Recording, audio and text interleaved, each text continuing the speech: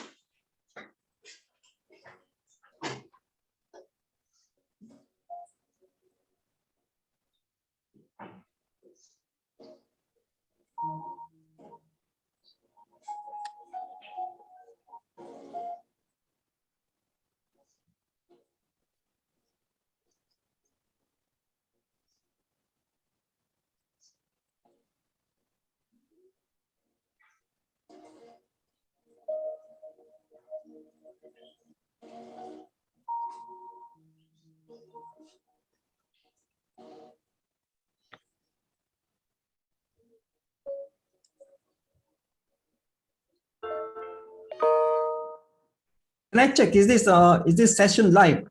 Is it live on any social media? On our Facebook, Tuan. Or on your Facebook, yeah? Because Yeah. share it on So our... you share the link in the Facebook.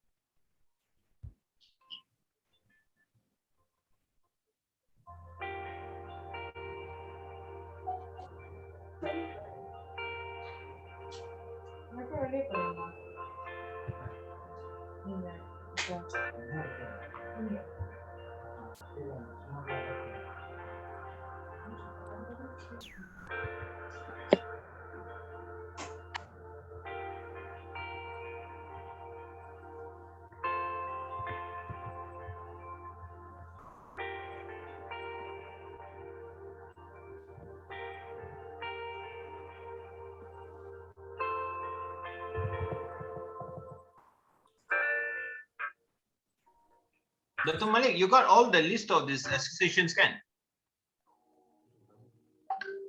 Ramai retailers association. Ambil Maidin.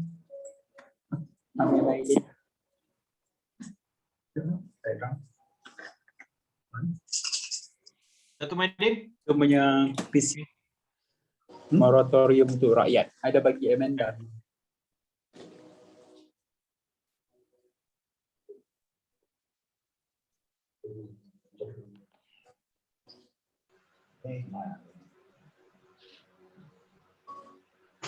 On the phone, copy for that. Okay. Kat lain surat. Did you remember anything? The Malik module 2012. Huh?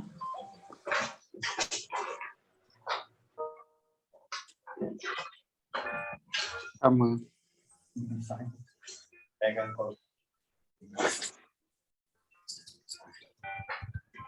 Yeah. Yeah. Kita Sakit lah. Hebat, positif. Sama-sama, kita hebat dan positif. Yang tu dia dah berubah. Sambutan.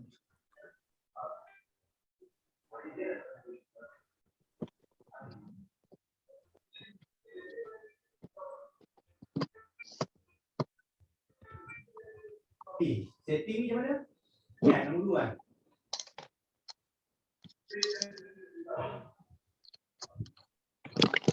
Speaker ada, boleh check.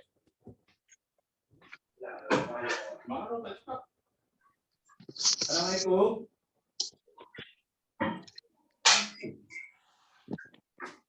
Mic PDP. Mic. Betul. Mike, Philippines. Saya juga tu. Assalamualaikum. Boleh siapa respon? Assalamualaikum. Kita tak tahu. Siapa cakap? Assalamualaikum.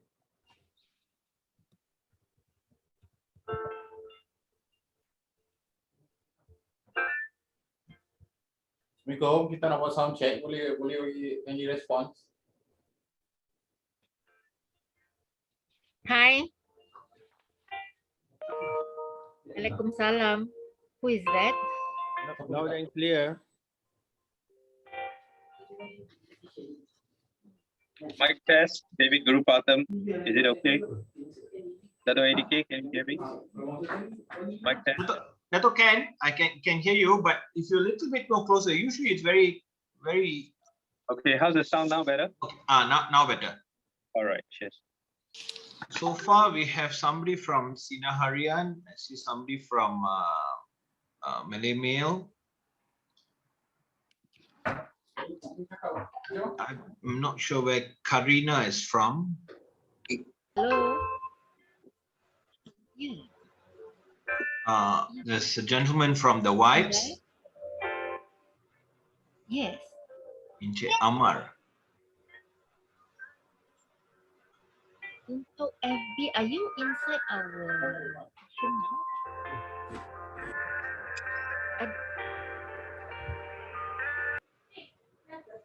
Sophia, FB we go live at 3 o'clock.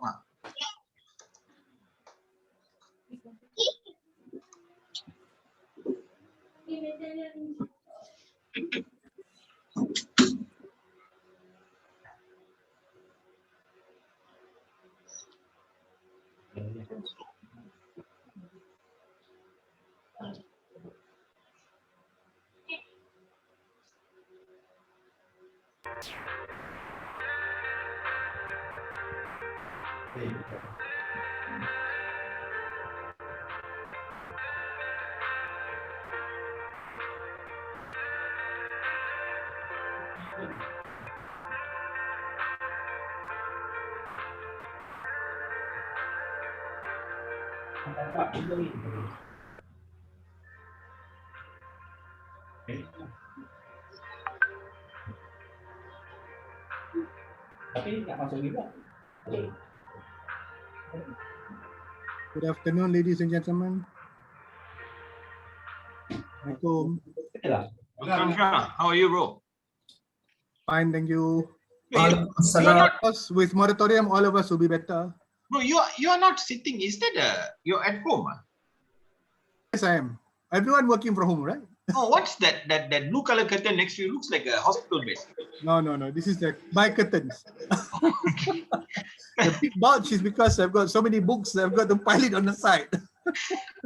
Because that day I wanted to ask you whether you seem to be like in a hospital bed or something. This one might be because my wife used to be a doctor. So the color choices may be because of that. 192 Ujung. 145. Oh. Ingat tu. Ha? Ujung. Ya, 145. Abang space. So gentlemen, I introduce Chairman Dato' Arman Banias. He's our He's PM president. welcome, Raymond, Deputy President of Malaysian Retailers Association. Yes, hi everyone. Hi, Dato' Raymond. Wira Amin Maidin has actually joined us much earlier. He's, representing Bumiputra Retailers Association, but basically he represents everybody else in town. Yeah, he also is in MRA also, Vice President. He's in MRA, he's in Masjid India, he's in a few places, but he's all over the government. Man with many hats. Thank you. We call him the Don lah. He's the Don. Bagi We have got Raymond Wu from Raymond Wu who's just joined us, one of the early architects of this. So we might want to call where the DPM PPI is there already. Hello, everyone. Hello, hi boss. Oh, you Bosku. Hi, Raymond. Hi. Namesake, My namesake. Yeah. namesake. Good. The media already in. Is the media in already? Hey, anybody from the Star there? Not yet. Star told us they are covering. I got a text just now. They're covering this. Yeah, that's what I'm wondering. Let me have a look.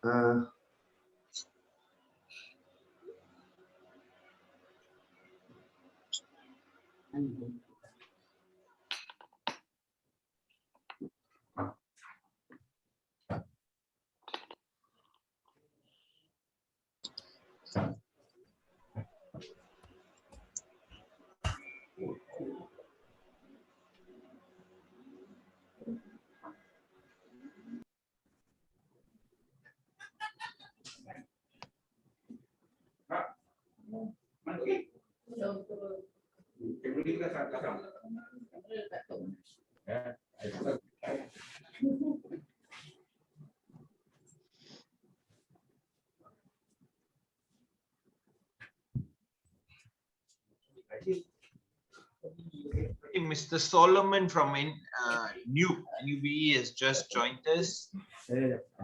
Hi, everybody. Welcome, sir. Hi. Star, there's somebody from Star has already joined us, I think. Okay. Okay, Rashmi. good.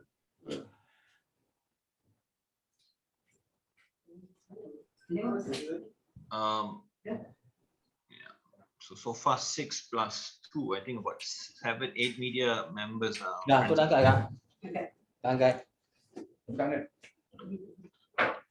Dato', with permission, right? So before we start, we keep everybody muted so that easier. So if please feel free to unmute to speak.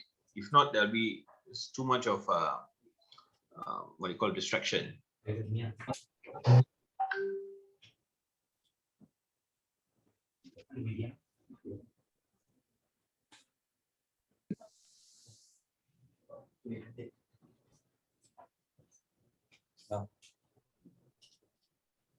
Is that Mr. Yazid?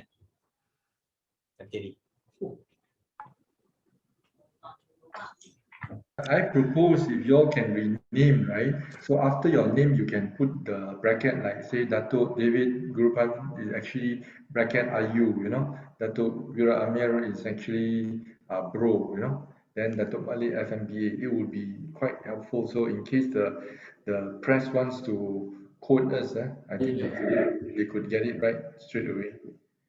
So ADK, is that not in our press statement? I think it's there, right? It's Oh, there. is there? Okay. Very in detail form, it's there. You must Dato' see that. Irwin, welcome. Raymond, you must see the link lah. Who's the organizer?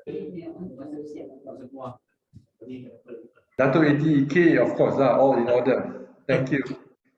Convener. Yazid, thanks for coming. Yazid gave me a bit of a yo-yo from morning, you know. A couple of times I had to change things. Sorry. Thank you, Dato'. Apa bro? Untuk you boleh lah. Because you ada 38 orang, saya kena hormat bro. Yazid, Assalamualaikum Yazid. Khabar Dato'? Lama tak jumpa. Itulah. Dengar Dato' punya marah-marah kat WhatsApp dia selalu viral. Bagus Dato', thank you. Thank you. Okay, we have 38 people. 38. Somebody from RTM has joined us. Puan Fatin. Welcome. Somebody from, I think it's an online media, Ringgit Plus. Has joined us. Somebody from Imran from FMT is here. Siapa? Kalau dia tengok dah interview dia belum? Dah. So that's about 9 media people so far. Fatin dia. Oh, okay. It's 2 minutes into 3 o'clock. Dah. Ni panggil satu saya I came from PPIM. Cyber Group. Apa khabar? Min, apa khabar? Alhamdulillah, alhamdulillah. Idin sehat? Alhamdulillah. Betul Malik. Yes, sir. You might want to call DPMM. What's his name? Amar or Amir. Amir Let me- or let- what let you me call, check. Dah, tunjuk saya nak tengok. Belum masuk ah. 2 tim, 3 tim, 4 tim, 5 tim. Satu tim 5 orang. Ini orang tak masuk. Siapa yang masuk? Boleh. Kalau yang mana sesuai lah nak masuk. Oh, Sharin. Masuk. Oh, even Sharin. Okay. I will try Amir first. Boleh. Welcome. Tak apa, biar dia adjust.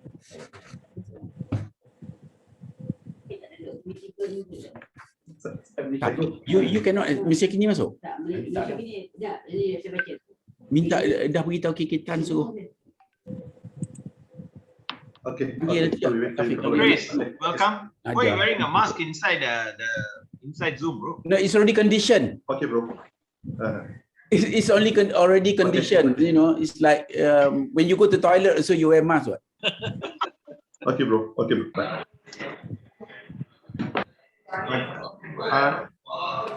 Dr. Kumar. Okay. Dr. Kumar, can you hear me? Yes. I've spoken to our friend Amir. He said his line is very bad. He's trying to get in, but he said for his behalf, Yazid will speak. Yazid is In the event he can't join lah. Sharin. But he's going to join anyway. Sharin is joining us. Tanya itu, mana dia punya file Sharin unable to join. He has some immigration related work. Mana Suraya? Okay, bro. So Amir will be joining for day one. Basically, you are going to do all the heavy lifting now. No, I'm waiting for day one to join. Moratorium. Gila, Dewan apa lagi Dewan? Dewan dia.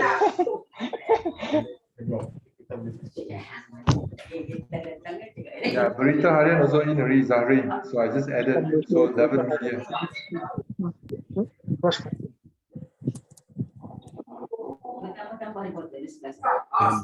we start very soon, we're just 4 minutes into it. I think everybody is just settling in. We are now past 52. Very easy. Asro. Tak, dia tahu tak? Pasal dia punya ni, dia tahu tak yang dia panggil ni Dr. Roland nak buat artikel keluar TV. Ya, yang dia tak keluar. We're already live on Facebook.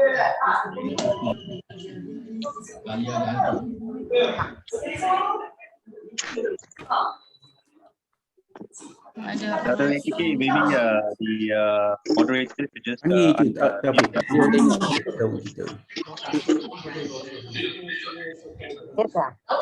Cuba dia buat dekat sini kan. Okay. Senang yang apa? 5 yang adik nak.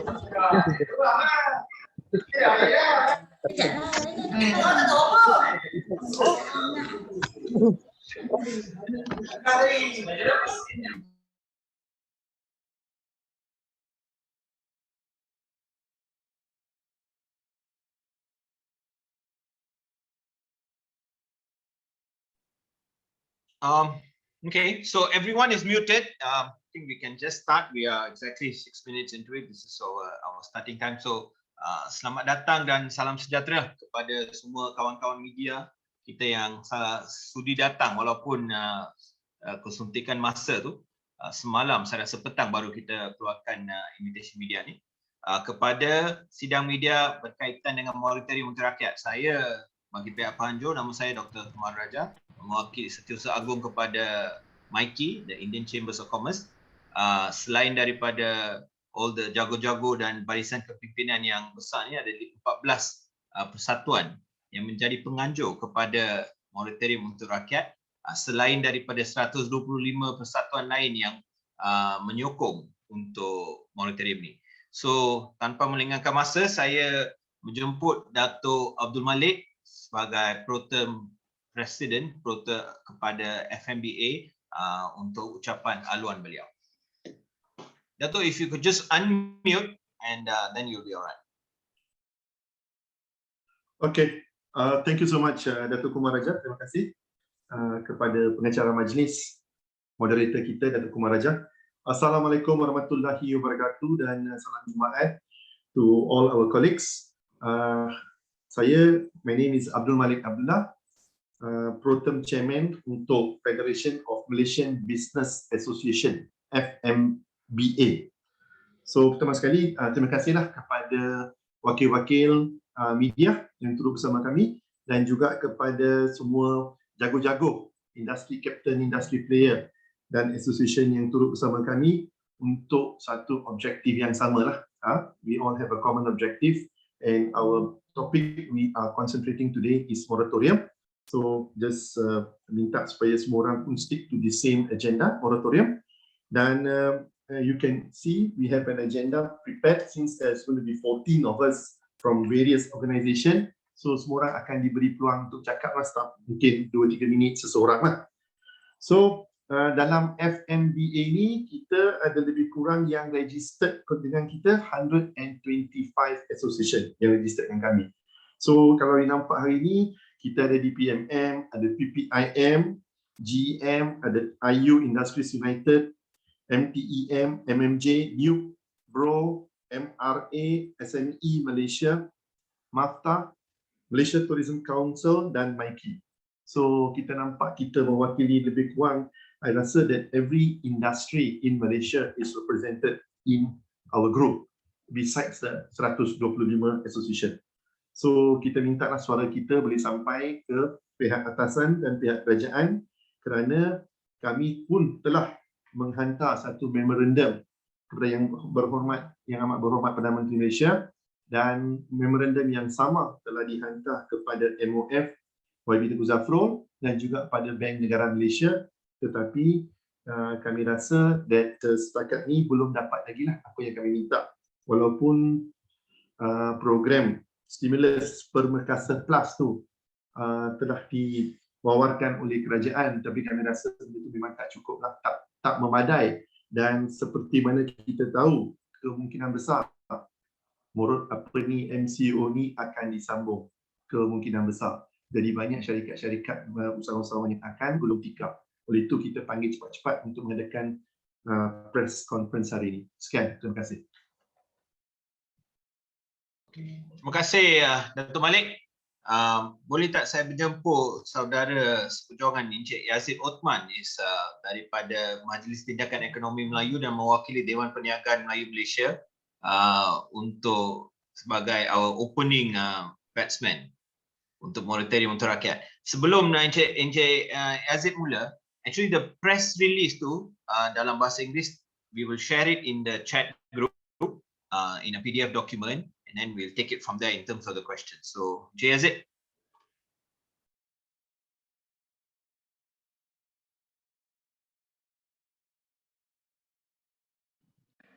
Microphone. Yazid, you need to unmute first.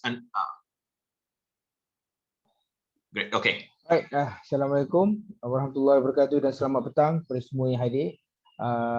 Pertamanya saya ingin mengucapkan terima kasih kepada semua yang sudi bersama-sama hari ini. Saya bersama dengan Garisan Kepimpinan Industri dan mewakili segenap golongan rakyat daripada peniaga sampai pengguna. Dan juga saya ingin mengucapkan terima kasih kepada semua pihak media yang sudi hadir, bagi pihak Majlis Tindakan Ekonomi Melayu dan juga Dewan Perniagaan Melayu Malaysia. Sebagai semua sedia maklum, Dewan Perniagaan Melayu Malaysia dan juga Majlis Tindakan Ekonomi Melayu telah membuat pelbagai statement kenyataan. Yang terakhir kita juga telah bergabung dan mengumpul lebih kurang lebih daripada 30 NGO. Semuanya menginginkan bantuan daripada kerajaan kerana ini bukan satu pilihan, kerana kita tidak diberi pilihan untuk berniaga, kita tidak diberi pilihan untuk mencari wang. Ini bukan kerana kita malas, kita tak pandai berniaga, tapi kita diminta berkorban untuk duduk di rumah. Oleh itu, tidak ada sebab untuk kerajaan merasakan wajar pihak tertentu mengambil kesempatan untuk mengambil kesempatan untuk menambah kesengsaraan dengan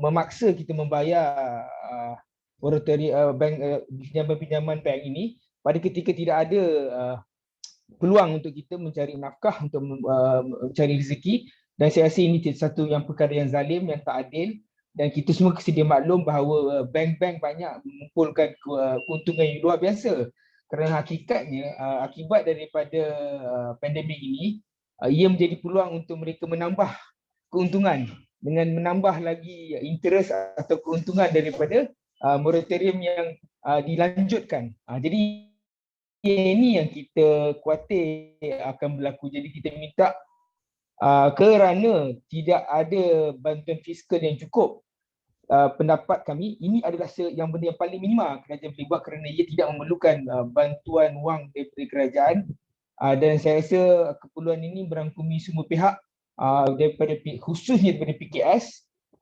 daripada B40 dan M40. Saya nak bagi contoh tuan-tuan, kalau nak bagi senang faham lah, kalau sesebuah industri, saya nak sebut yang paling senang, bas sekolah. Kalau bas sekolah tu tak boleh beroperasi, macam mana dia nak dapat income? Adakah salah dia tak dapat beroperasi? Tidak, dia dipaksa tutup untuk menjaga keselamatan awam. So macam mana dia nak bayar hutang sewa van dia tu? Siapa nak bayarkan untuk dia? So katakanlah kita beri peluang untuk buat loan. Macam mana dia nak buat loan kalau dia nak bayar balik, dia tak tahu bila sekolah buka? Dia tak tahu boleh dibenarkan tidak atas faktor keselamatan. Jadi ini adalah satu realiti case study yang kecil saya kongsikan yang mewakili segenap golongan daripada PKS kecil termasuk mikro. Itu nombor satu. Nombor dua, kalau saya boleh kongsi sebelum saya serahkan adalah banyak yang mengatakan dengan pelepasan diberi pada beberapa golongan PKS ekonomi akan berjalan. Realitinya kita banyak mementingkan golongan ekspor tapi kita tidak mementingkan domestik industri, dan ia akan menyebabkan ramai yang akan berana kerana terpaksa membayar bank-bank pinjaman. Jadi kalau sekiranya kalau kita lihat dari satu segi, apabila kalau kita boleh survive kerana diberi pelepasan oleh MITI, realitinya revenue akan tetap berkurang. Tetap mustahil untuk mereka teruskan perniagaan dalam suasana ekonomi yang cukup malam ini. Saya rasa saya berhenti di sini dulu mewakili Dewan Perniagaan, dan kita mengharap kerajaan memperarusi tuntutan ini kerana kita tidak ada pilihan, kita diminta berkorban, dan tidak ada kalau kita berkorban tapi yang lain ambil kesempatan atas pengorbanan kita. Terima kasih. Terima kasih Saudara Yazid. Actually saya rasa beliau baru bermula lah, belum kubar-kubar lagi. Tapi statement yang dia keluarkan baru-baru ni yang jadi akar umbi kepada banyak pendesakan daripada pihak-pihak industri. Mungkin saya nak panggil satu perspektif lain sebab banyak saudara-saudara daripada media masa ni dah mendengar daripada pihak industri tentang kenapa kita mesti ada moratorium dan blanket moratorium yang kita minta. So mungkin boleh tak saya panggil Datuk Nazim Johan, Presiden kepada Persatuan Pengguna Islam Malaysia, untuk memberi perspektif daripada pihak consumer, kenapa moratorium ini paling penting. Datuk Nazim? Is Datuk still? Alright. Okay. Terima kasih semua kawan-kawan. Assalamualaikum warahmatullahi wabarakatuh. Biasanya sebagaimana biasa kalau kita lihat Persatuan Pengguna Islam ni dia biasanya mengambil isu-isu kepenggunaan berkaitan dengan pengguna. Tapi kali ini kita melihat lebih jauh daripada keadaan sebenar kerana kita melihat ini merupakan satu keperluan. Dan suka tidak suka di masa yang lain tuan-tuan juga adalah pengguna. Jadi tidak ada seorang pun yang bukan pengguna. Jadi kita ambil kesempatan, tiada seorang pun bukan pengguna, maka kita biasanya dipergunakan. Jadi today what we are trying to do is to work together with everybody to pressure the banks, because the banking industry, I think they have been taking advantage of us all over the years, yeah. And then of course they make a lot of money from the borrowings that are made by your group and whatever. And of course in a smaller scale they are taking advantage of us as a consumer. So this time around, I think they must find ways or to offer themselves to facilitate. Bukan to pressure, bukan to take advantage, bukan just as I mean it doesn't they don't belong as a consumer because they feel they are banking. But remember they are also consumer. They are also consumer at different perspective. So we want everybody to work together. Even the bankers also, they must remember, they are not exempted. They are not an island here. So let's make this agenda to facilitate, to help the industry, first industry, but of course after this we want the industry to help the consumers as well lah. Jadi we are together with you to ask for whatever that can be done to be given to us without charge. This is the main factor. The bank can give you all the loans, all the moratorium that we want, but at the end of the day, like complaints that we have received, they are coming back with charges and penalty that shock some of us. So I think we are sharing this thing, and we want the reporters out there to help us to share with everybody, even our leaders and whatever, for them to come together with us, to put a pressure on whoever that takes that are taking advantage of us. So what we want to share is, of course, also regarding any legal fee, possible legal charges, legal demand and whatnot, must be removed for a period of time. That is for you all to decide. And no extra charge whatsoever, no hidden charge, because banks are very clever at charging things without people knowing. Suddenly, oh, you have signed it 10 years ago, with a font size of less than 8 or 7 or even 5. So nobody can notice that. So I think this one, it has got to be erased from the banking ethic, and I think it's not just for during this period. I mean, after this, we don't want bank come back to say, yeah, you sign, but only that we cannot notice because the size of the print is so small.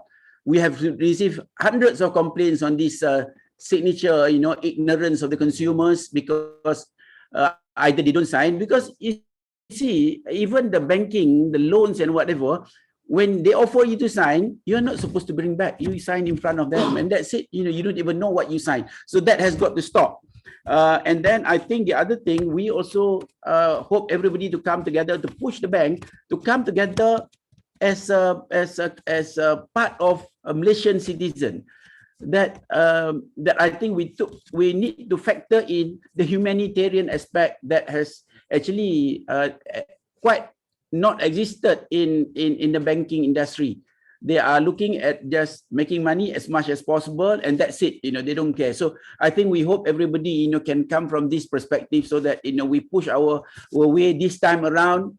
We want the bank to stop taking advantage of us. We are tired, and I think we are planning among ourselves also. If the bank are not willing to work together with us, we will all work against you soon. Thank you.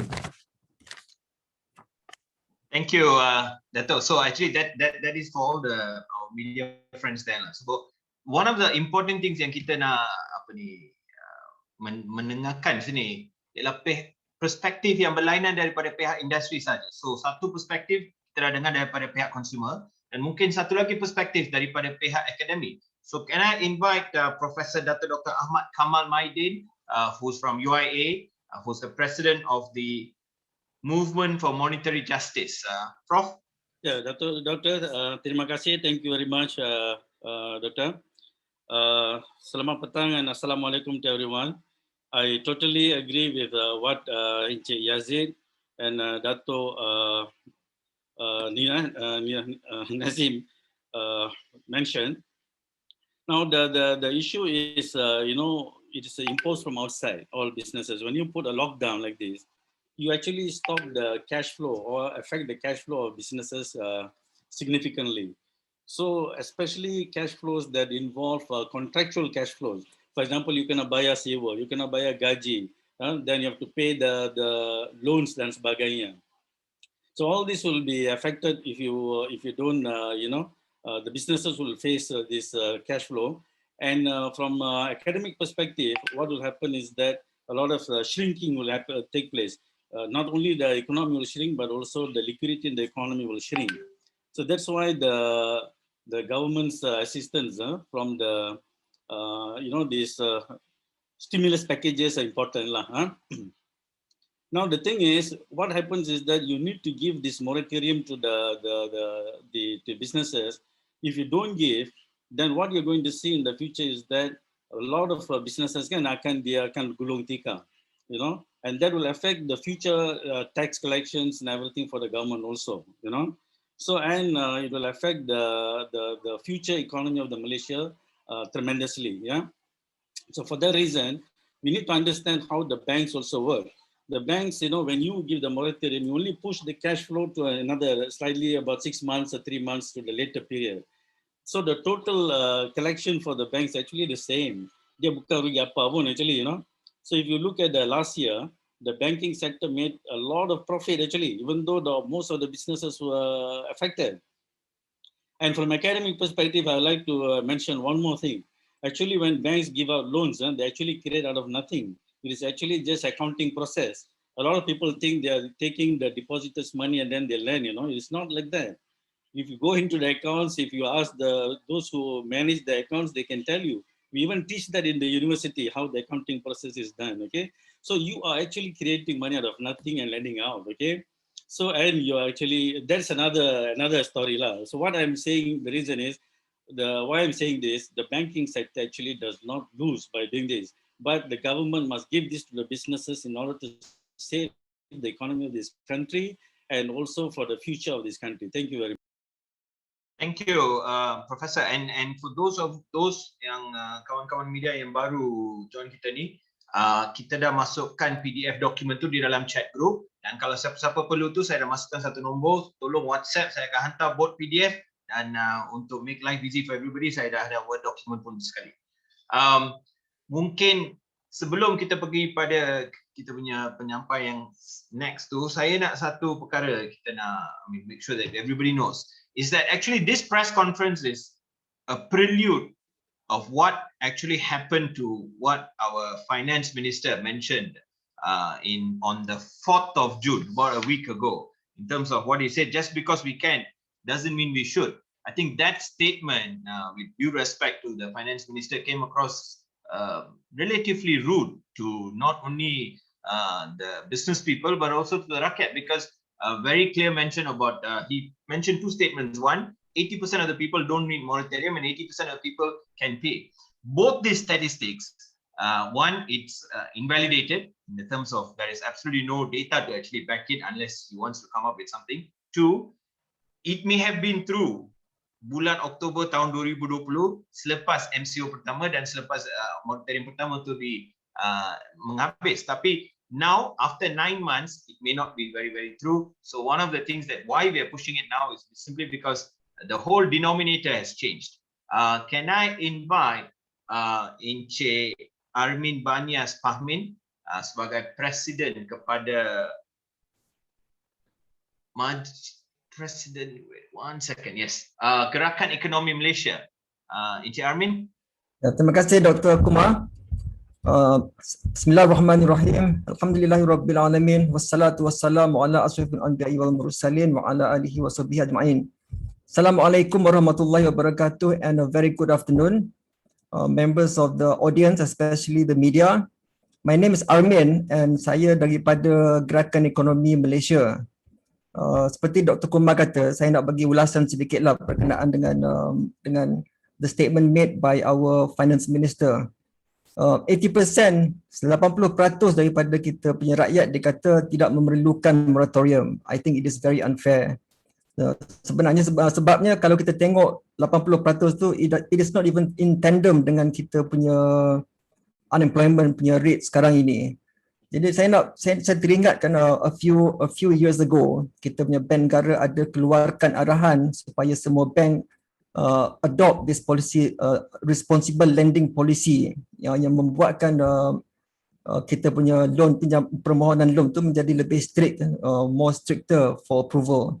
Ini dilakukan kerana taraf the household debt in Malaysia ni is reaching to the critical level. Ini bermakna semua orang di Malaysia ni, hampir semua household di Malaysia ni semua mempunyai pinjaman. Jadi ini sewaktu ekonomi kita masih segar, ekonomi kita masih elok lah. Kemudiannya bila kita dilanda MCO 1.0, ramai yang terjejas, tapi bukan semua. Tapi apabila kita punya ekonomi masih terjejas setahun selepas pandemik melanda kita punya negara, ramai orang di Malaysia ni yang dalam kategori M40 dan juga T20 yang kehilangan pekerjaan. Kalau kita tengok di all the media, captain yang sebelum ini di dalam kategori T20 sekarang mula menjual burger. So from the T20 they have dropped to B40. Dan kita juga mempertikaikan bagaimana, how does the government measure those that is categorized as B40, as M40 or T20, because time have changed. If you category an individual based on their last tax submission, from that period until now, some of them have lost their job. Jadi it is very difficult to measure that you falls under M40, you don't qualify for the moratorium. You falls under B40, you don't qualify, you qualify. It is very difficult to measure, and a lot of people who are in the M40 or T20 that have lost their job are badly affected dengan with the current state. Jadi tanpa moratorium ni, without this moratorium, a lot of people will be on the borderline of going into bankruptcy, and a lot of businesses may have to be wind up, kena gulung tikar. Dan walau kita cuba bantu macam mana sekalipun under kita punya platform JAM, semenjak pandemik ni kita dah cuba membantu semua usahawan dan juga perniagaan for them to sustain their business. Kepada yang hilang pekerjaan, kita adakan webinar untuk menggunakan kemahiran sebab dia orang tak ada pekerjaan, untuk menggunakan kemahiran supaya dia orang boleh dapat menampung keluarga dia orang. Kalau bisnes, kita cuba bantu dia orang untuk memasarkan produk dia, untuk melariskan jualan dia, kerana semua terkesan. Tetapi semua hasil kita ni, kita dah buat dah lebih 12 webinar and juga dialog dengan usahawan-usahawan semua. Dan most of the initiative that we do would be futile if at the end of the day they're bankrupted by the bank. Jadi saya bagi pihak Gerakan Ekonomi Malaysia dan juga bagi pihak kebanyakan usahawan dan juga bisnes perniagaan di Malaysia ini, perlu kita menyokong dan kita perlu ada blanket moratorium, kerana tanpa blanket moratorium, apa usaha inisiatif yang kita buat untuk membantu semua usahawan ni akan tidak ada hasil dia. Jadi untuk kita punya during this crisis ni, the moratorium tu akan membantu banyak perniagaan dan juga individu untuk survive. Bukan diorang nakkan moratorium ni untuk jadi kaya. They want to survive so that they can clear their name before when the economy recover. Jadi saya berharap kita punya message pada hari ini sampai kepada pihak-pihak yang tertentu dan diberi pertimbangan yang sewajarnya. Itu saja. Sekian, terima kasih. Terima kasih Encik Armin. Actually, one thing, that is why I asked Encik Armin to speak in terms of data a bit, because while all of us, we had this pre-discussion about it, and I think the media friends must notice, just about less than 24 hours ago, MA Research came up and said we should see what the first world economies are doing, and actually they really don't do blanket moratorium. But I mean, with due respect to the MA Research guys, I would say I don't belong to that pay scale, neither that domain knowledge. But very simple logic would say, if you're going to make comparisons to first world economy, first, we are not a first world economy. We are a much more developing nation. And even if you want to make first world comparisons, you should take Australia, which has actually put away their fiscal deficit discipline in terms of increasing the fiscal deficit by 3 times, 2.5%. They said we'll float it for the next 3 years. Why not we take such approaches? Because we're still talking about managing our fiscal deficit. And the finance minister goes on to say, look, I really cannot put in a lot more money than the $60 billion, despite mentioning $380 billion in terms of stimulus, but I only can put in cash 60 billion because I must manage my fiscal deficit. That logic, why not be applied? So what is good for the goose must be good for the gander. With that, and he has also given us a little bit more extra data. If you see, and say the last time around, that 8 million people who actually got the moratorium, he said only about 21% used it to buy daily essentials, and 48% used it for an emergency fund, and another 11% used it for further borrowing. That alone gives 80% of the people had use for the money, which is emergency. So that alone justifies the fact that why 8 million people would have benefited from having a moratorium. With that, I want to go to the next speaker, Dato Vira Amir Maidin represents the retailers, and in this country, the retail business and wholesale, borong dengan runcit ni, has the highest multiplier effect, because we put $1 into that system, that has got a lot more multiplier effect, bukan saja daripada segi perniagaan mikro, tapi juga perniagaan kecil dan sederhana. So Dato Maidin. Thank you, Dato' Eti. Assalamualaikum, salam sejahtera, and thank you to everyone for joining us today. Right? I'm sure Dato' Eti will go through the so-called details after about the moratorium. But I just want to say that one thing here we try to understand is that everyone is joining together seriously.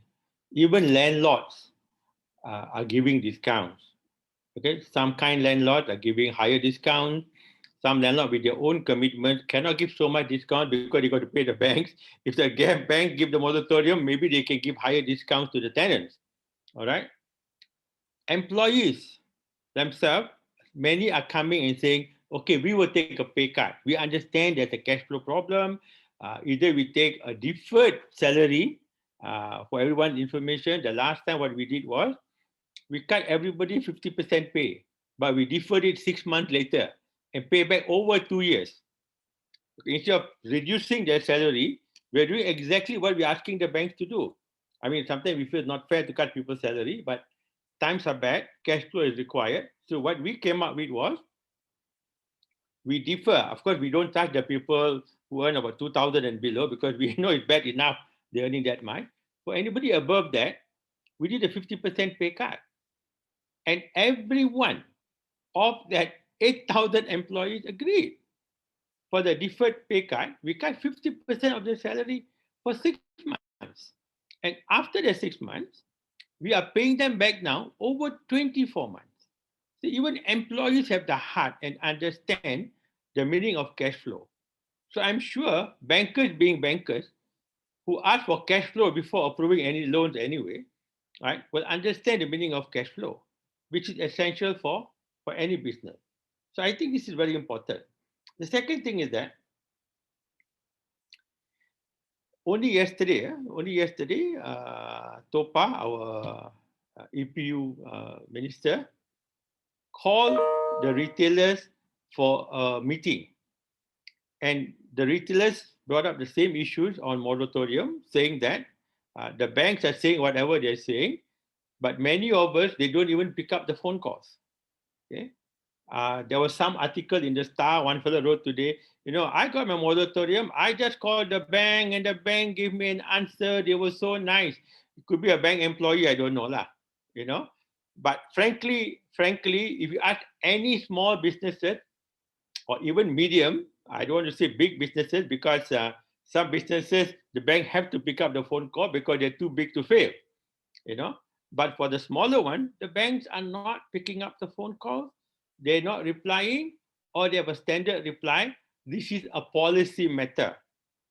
You know, standard policy matter, we are not allowed to give you this and that. A very, very simple answer, you see. So unless someone from the top gives a directive, it's not going to work otherwise. Okay, none of us are going to just give off money like that unless we are forced to. And an example I use very simple is that if the banks were never asked to allocate, for example, certain amount of money for Bumiputra housing, for example, we all know that. If the developers are not forced to allocate certain percentage of their project for Bumiputra, for example, they will never get any funding. It's only when you force people to do something, they have to do it. And in this particular case, surprisingly, we have to ask, I thought the bankers will have the heart themselves, saying that it is really, really horrible to even come out. I would be embarrassed seriously to come out in the press tomorrow and say, oh, I made 100 million profit, but I'm not going to give my so-called tenants free rental. You will be heartless of me to even, I wouldn't even make a press statement to say that I'm making so much money, but sorry, I cannot give you a rental rebate. So it is so obvious how bankers can come up and say, I make so much money, and after that say, sorry lah, I cannot allow this. I will stop here, Dato' Eti. Maybe let you go through the actual thing, then we will maybe speak Sure. further. Thank you. Dato' Wira, I think you brought in a good point. Dato' David is next, but just before I put Dato' David online, Madhwan, if I could just share that slide, one picture, so that for our friends, we are now 35 minutes into it, so that we agree, more or less know what we have put up. What we have put up in the press release too is these 8 pointers, and these 8 pointers very clearly mention what is it that we're asking for. One, I think Armin made this very good discussion about that. No more these social denominators like B40, M40 and all.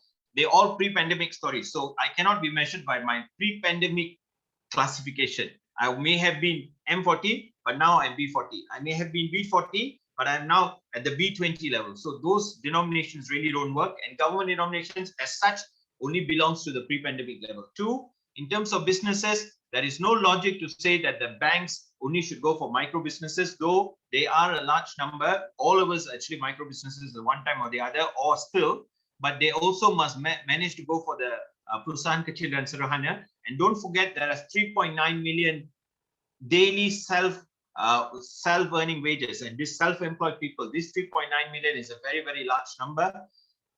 Point yang ketiga, facilities.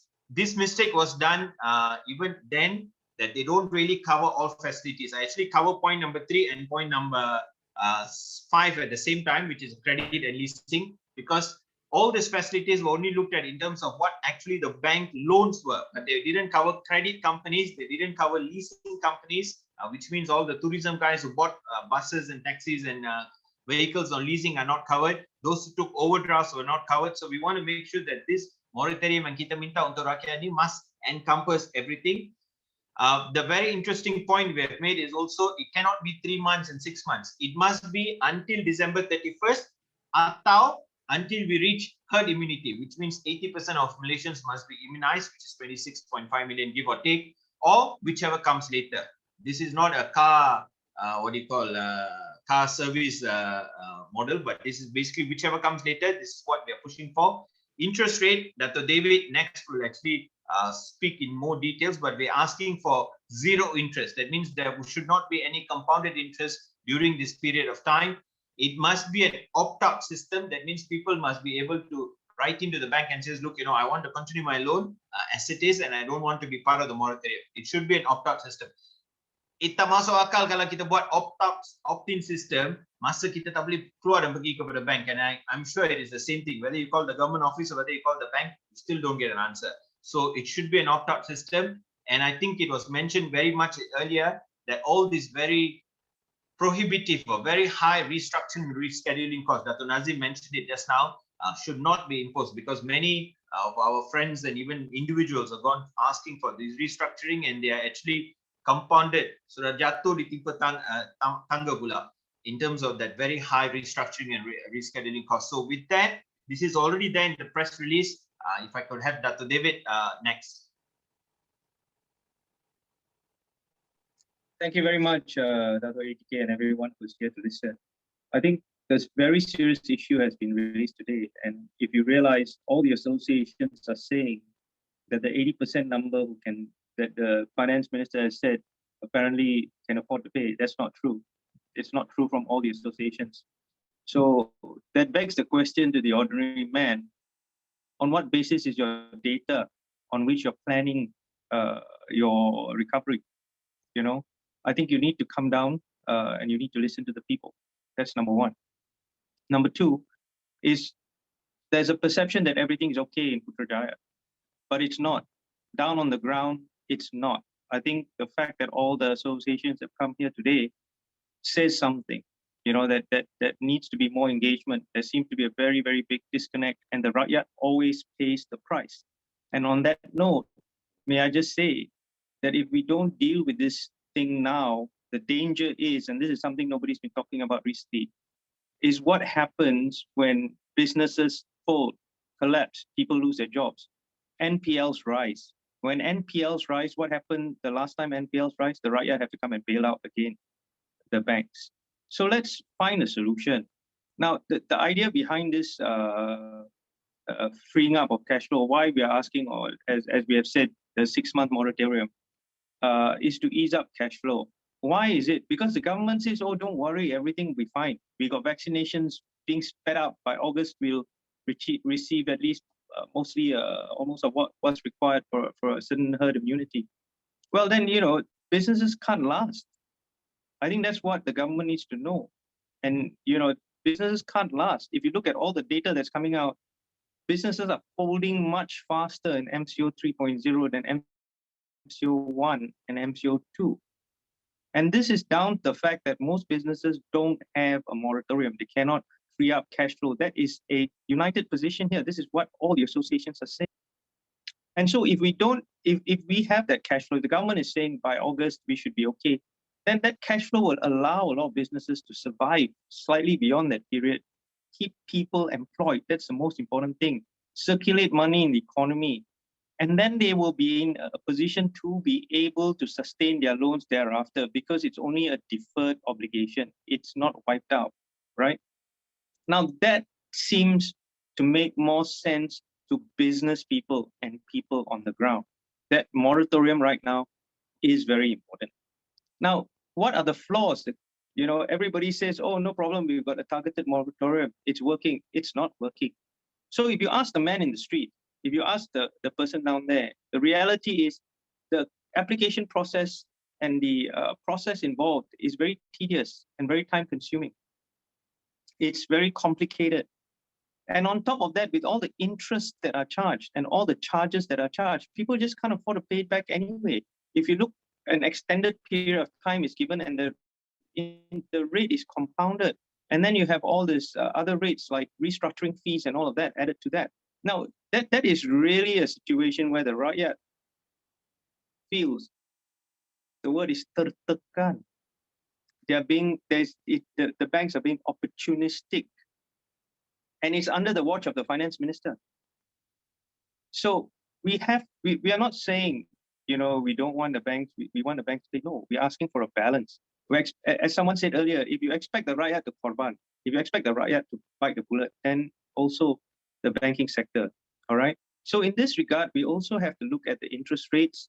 We have to waive off all the other charges and the duration of time, because you want to get past the vaccination stage and you want to have some cash flow to start building the business up. So 6-month period is very reasonable as what we're asking. More importantly is none of this is going to make any sense if your data is not correct, if you're not prepared to come down and listen to the associations. The fact that we have to come together here and have this moratorium, have this press conference, shows that this is a very serious issue. So please, take this into account, and we hope we get a favorable reply, because we've written to the DPM, all of us, I think most of us have, not DPM, but to the PM, Dr. Kumaraja referred to a letter that was sent by FMBDA and even IU, and we've not got a response. So that's the disconnect I'm talking about. So please can we attend to this? Thank you, Dato. Thanks, Dr. David. Actually, a few things you brought up, and I wanted to make sure. One, I think all associations, tak kira daripada FMBDA ke apa, everybody has written either to the PM, has written to the finance minister, has written to Bank Negara, all in the aspects of moratorium. I really don't see the executives really listening to us, but I was reading the news just before prayers just now, and I think hopefully the Tuanku is listening, because from what I mean, obviously Tuanku has not said that, but everybody who's met the Tuanku has said that they have actually said that the moratorium is high up on their list in terms of whatever that they have told him. So I think that's a very positive sign that even if the politicians fail us, that the rulers will step up to the game. With that, we also want to have one of our very, I won't say the last speaker, but kita pun ada dulang lah dalam sistem bank. Walaupun Dato' Wira Mimadi ni bekas wakil bank tu, I think RHB days, Dato' Maidi. Now we have Encik Solomon from NUBE. I'm not even sure whether he'll be in a position of conflict, but he's always put people first. So can I have Solomon, General Secretary of NUBE. Thank you, Dato'. Good afternoon, friends and the press. Firstly, I think this moratorium is a necessity, and I think the government should be very generous during this period, and they should not add salt to the wound. Perhaps the Minister of Finance, he may have read the script wrongly. Instead of saying 80% requires it, he said the other way. During the first 1.0 lockdown, we only had about 300 cases, and they introduced the moratorium. Now we have almost 20 times more than that. So it really warrants to be given this moratorium to the rakyat. And I must say that it must be given to the targeted group. Okay, I wouldn't say the banks are that bad, or I wouldn't want to demonize the bank here. The bank CEOs also are answerable to the board members. So they may want to actually extend this, but maybe they also have their constraint. But leaving the banks aside, we must also fall back to the government, the regulators, and the one who gives the license. The MOF cannot wash their hands and say that he doesn't have powers. All of us know he was one time the CEO of a GLC bank. He may want to please his colleagues, but I think he should not be sitting in the ivory and then decide, what is best for the people on the ground.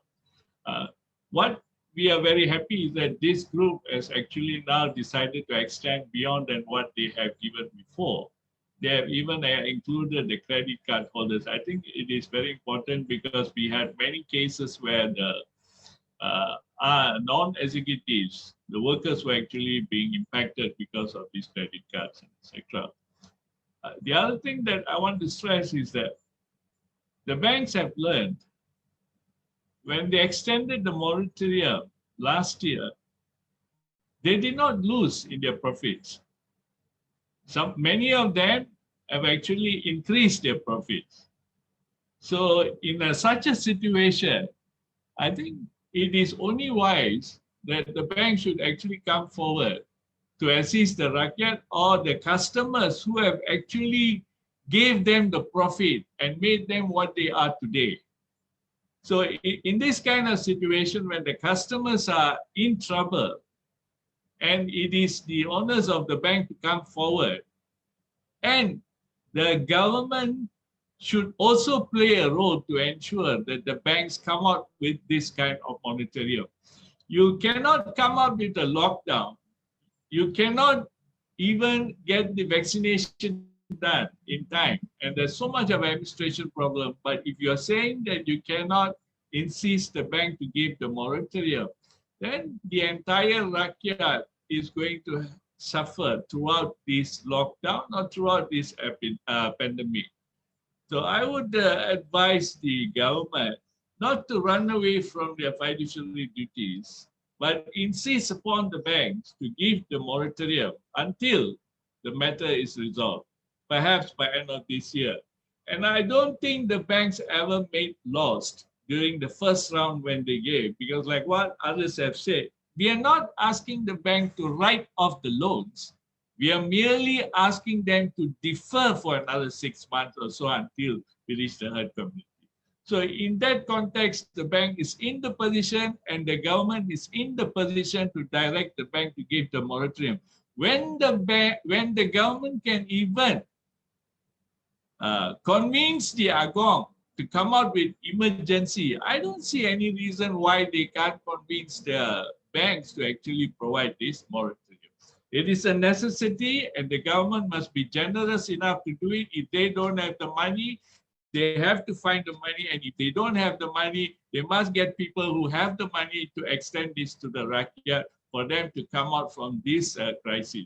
Because even if you are going to give the vaccine, even if you're coming out with the lockdown, even if you insist the rakyat to follow the SOP, but if you give them mental torture of repaying their loans when they can't pay, that will be a bigger pandemic than what we are going through today. That's all for now, Dato', that I wish to share.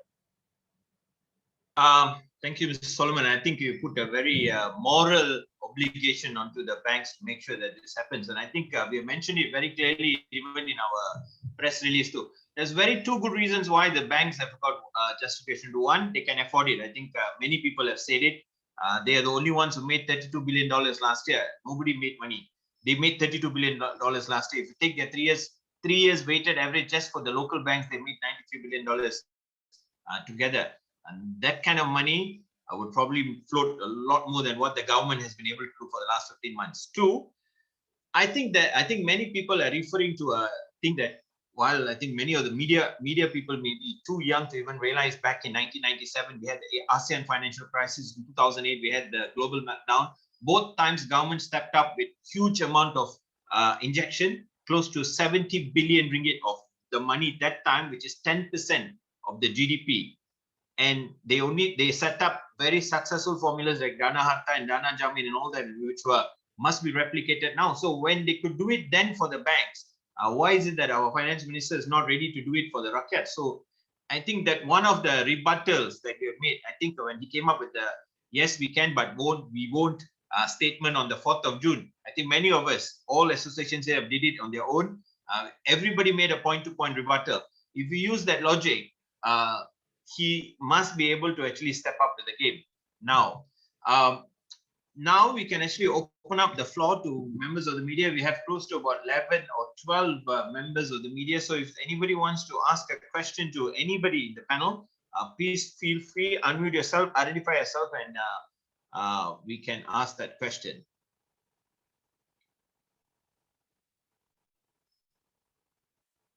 Anybody? While Rizal, are you there?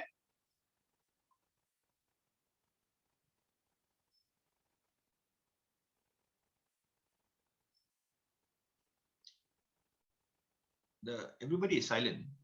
There's a chat. There's a chat. A Berita Harian question. Yeah, the questions are in the chat. Okay, there is a Berita Harian question. Okay, he sent it to me. Can I read it? So maybe somebody can take it. Adakah anda semua ingin kerajaan memberikan moratorium penuh semua pihak dan dalam tempoh yang lebih lama? We have a single statement in the press release, but anybody wants to mention it? Encik Yazid? Okay, I'll say it. Let me read. Adakah semua ingin kerajaan memberikan moratorium penuh kepada semua pihak? Ya, dan kita minta minimum 6 bulan atau apabila kita mencapai immunity kelompok. Because tak ada gunanya kalau kita buka balik ekonomi tapi kita belum mencapai immunity kelompok dan kita akan lockdown berpuluh-puluh kali. So, baiklah kita tetapkan moratorium ini sehingga kita mencapai immunity kelompok yang kita jangka berdasarkan kenyataan kerajaan at the very least 6 months in December. That's I think my members can agree on that response. Yang itu, Menteri Keuangan sebelum ini menyatakan sebelum pemilu untuk mana kerajaan mungkin rugi. Ini adalah tak logik sebab yang kita semua merugi juga. Kenapa bank rugi je dia kena tanggung? Kalau dia nak tanggung bank punya rugi, kita semua boleh tuntut. Bro boleh tuntut, Datuk Kumar boleh tuntut, Encik Rahman boleh tuntut, dan ramai lagi boleh tuntut kalau kita fikir bank saja yang rugi perlu diganti. Jadi ada satu hujah yang agak insensitive to the needs of the people lah. Apakah impaknya jika moratorium dilaksanakan? Berapa peratus SME akan terpaksa gulung tikar? Saya rasa data ni ada disebut oleh beberapa NGO daripada kami. SME Malaysia ada menyatakan kenyataan, tak silap saya baru-baru tadi. Dapatan Dewan Perniagaan Malaysia Sosial lebih kurang sama juga, hampir 60% terfikir kita kategorikan perniagaan mikro. Itu pun lagi teruk lagi, jadi kita jangka lebih ramai di peringkat mikro dan atom akan tidak mampu lagi bertahan sekiranya lockdown diteruskan tanpa moratorium. Jadi ini adalah satu realiti lah. Kalau saya boleh sambung beberapa fakta saya nak kongsikan. Sedikit pelacuran. Assalamualaikum. Tidak salam. Bodoh. Okey. Saya kalau boleh saya nak kongsi dua maklumat. Nanti kena mute lah. Ada group. Okay, thank you. sebenarnya pihak media dengan tuan-tuan perempuan yang saya kasih hormati sekalian, realiti dia the people have spent around 78 billion in cash from the ICNA and so forth. So that shows that the public doesn't have enough funds to survive in the event of a lockdown. That's evident and it's seen. If not, we would not have people lining up in EPF counters and trying to get their money out. That's number one. Number two is, if I can recall, in 2017, Bank Negara, let me repeat, Bank Negara came out with a research that says 70% of the public would only have 1,000 ringgit in savings, indicating that the level of debt ratio for every household is very high. We don't have money. So how does MOF make a decision to not offer any moratorium in the event that we cannot do enough business? Number two. And another point I would like to highlight is the government actually did support the people. I think they pumped a few billions through the banks, very cheap loans. So banks did not have the money. The government gave the money to the banks to distribute to the people. So the fact of the matter is, we have used the bank in order to distribute the fund, and it shows that it is not effective enough because not everybody can qualify, because they are still using terms and mechanism that is before the pandemic happened. So we're using the old normals in the event that there's a new normal in place. So we can foresee that many could not actually qualify. That is why a lot of us here are complaining the banks cannot allow due process that is happening now for all of us to apply normally, because it will not be fast enough for us to hold the fort before we take necessary action in order to survive or close the business down. That's number three. So in other words, we could not depend on the government should not depend on the bank alone to disperse these funds for the people. True enough, they have actually leveraged and made even more money from that process. So it's something for the government to think again whether it's necessary to prioritize the needs of the bank vis-a-vis the people who is actually more suffering. And number three, I like to highlight, if there is no action by the government, in actual fact, most SME, especially micro and small ones, would have no choice but to do two things. In order to qualify for the moratorium, they will need to cut salaries as per how Dato' Amir said earlier, to qualify for the moratorium. Itu pun tak pasti lagi dapat, tak dapat, bila dapat. So, and some businesses will just have to decide to close immediately because they could not survive a 6 month of that level of revenue being lowered down. So I think I could answer that much. I let Dato' decide who should answer the next questions. Okay. Can I sorry, Dato' Eti. Dato', just before I think, in fact, I want you to answer that question also, because there's two questions. Two questions, but they're similar. One is from Cosmo, one is from Bernama. The question is, ada tak all this persatuan yang menjadi penganjur kepada ni, moratorium bersasar, the targeted repayment assistance tu tak berjaya, dan kita perlu balik kepada blanket moratorium. Maybe we can have an answer from a few panelists on that. Right. But before I answer that question, what I wanted to do, for the last part of this, apakah impact jika moratorium tidak dilaksanakan? I mean, Yazid did mention some numbers, but let me tell you this, Kementerian Pembangunan Usahawan dan Koperasi, they did a survey, and in March, end of March, this is already June, July, June, this is end of March, and I read, this is their siaran media that they came up with on 4th of June. Okay. Lebih 90% usahawan mikro, kecil, sederhana dan informal berisiko untuk menutup perniagaan sekiranya pelaksanaan Perintah Kawalan PKP dilaksanakan secara berterusan. 90% of the IKS might close down. This is a March. And actually, what they were worried about has already happened. We already have the MCO, the so-called FMCO. And this survey done not by one of us, is by the Kementerian Pembangunan Usahawan dan Koperasi themselves. Okay? And it also says that the perusahaan berjumlah 1.15 million in 2020 memberi sumbangan yang amat signifikan dalam pembangunan sosioekonomik negara. Ia menyumbang kepada hampir separuh daripada guna tenaga di negara ini, iaitu 7.3 million people. So I think even the ministry themselves acknowledge. So we can't see why the bankers cannot acknowledge that part. Okay. That question you need to answer. Is the targeted moratorium besar 1 cukup ke tidak? You see, we all agree generally there's a consensus that the so-called targeted moratorium is not going to work. Okay, because there is selective persecution actually, right? What we need is I think it is so simple to do, and we have done it. All we have to do is everybody can opt out of a moratorium if they don't want. I mean, many of us might not want the moratorium because we want to pay off our loan, and especially people, probably the so-called the civil service, because they are still working, they're getting paid, so they might not need. Maybe what Zafrul meant actually, I shouldn't be giving to everybody. Fair enough. If the civil service are still getting their salary and they don't need the moratorium, fine. But we know beside that, in the private sector, many of them are not. Okay, I think moratorium should never be given to bank employees. That's for sure.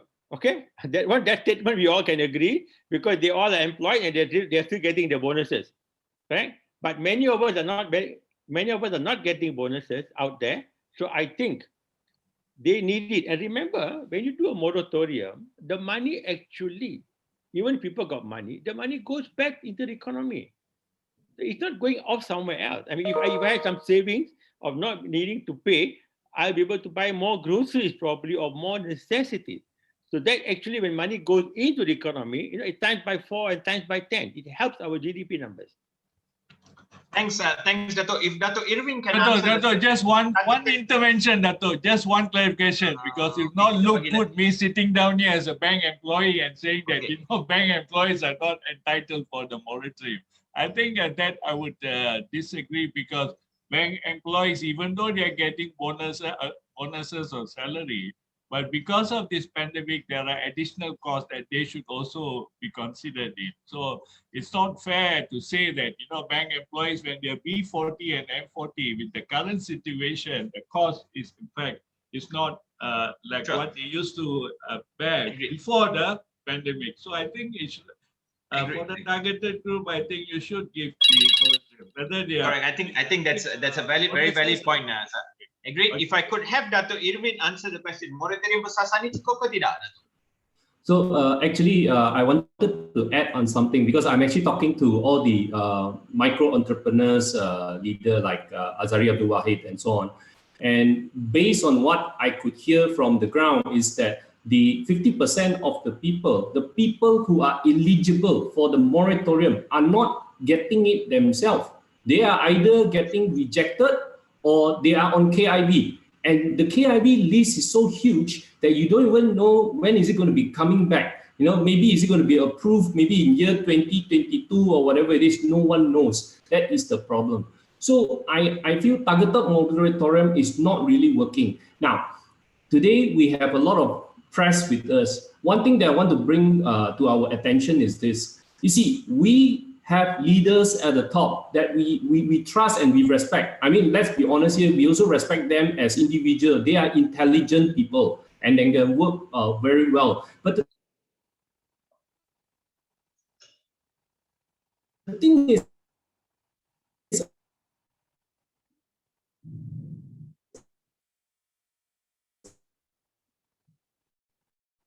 over the years, I mean, say one word saying that blanket mystery, and then because there was a public, he changed his words and say what? And say that yes, even though we can, does not mean we should. That was the answer. So now we have the leaders who turn the information. So now my question to all of us is that how do we know whether the 80% is true or not true in the first place? When there's always a saying, there's always a saying by Warren Buffett, dia katakan, if your integrity, like we have leaders of 3 qualities: integrity, intelligence, and energy. If we don't have the first, the other 2 will kill you.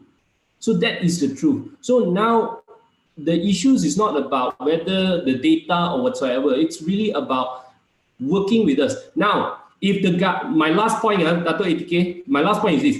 If the government's end role is to ensure that the industry, the nation come together as a whole, I can say one thing, it is really working, because this is the only time that I could see every one of us, regardless of race, religion, or ethnicity, we are coming together as one voice. Semua datang satu suara, one voice. And you see, we come together as an industry in one voice. We are not opposition party, We are working together as a group to work with the government. If we suddenly form our own opposition party, I believe today we are bigger than the opposition party. But we are saying that we come together, just want to work with the government. Imagine that if the biggest party of the industry wants to work with the government and do not want to take away your job, and you don't want to work with us, what more can we say? Ya, kita sokong. Thanks, Just Irwin. Boleh imagine. tak saya jawab, Dato' Nazim jawab kepada Sekejap. No, just imagine if we all work together. Just now, Datuk, you're saying, the industry. Now the consumers are coming as well. Actually, we have come to almost the end of the road. It's enough of this idiotic comment of the Minister of Finance. Doesn't make sense. I think any one of you can be 10 times better than that Minister of Finance. I think this is crazy. Doesn't make sense. Enough is enough. Dato', boleh tak jawab soalan tu, Dato'? Soalannya mana yang moratorium bersasar ni cukup ke tidak? Well, kita ni small consumers. Maybe yes, maybe no. But I think that you can opt in or opt out. That a choice should be given. Because some macam Dato' Amir dia banyak duit, dia tak bayar. So okay lah. Jadi dia... Actually, I think jawapan kepada media tu, moratorium bersasar ni tak cukup dan tak bersasar.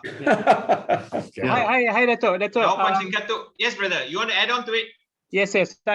I'm Shadul, representing MATFA, Malaysian Association of Theme Parks and Family Attractions.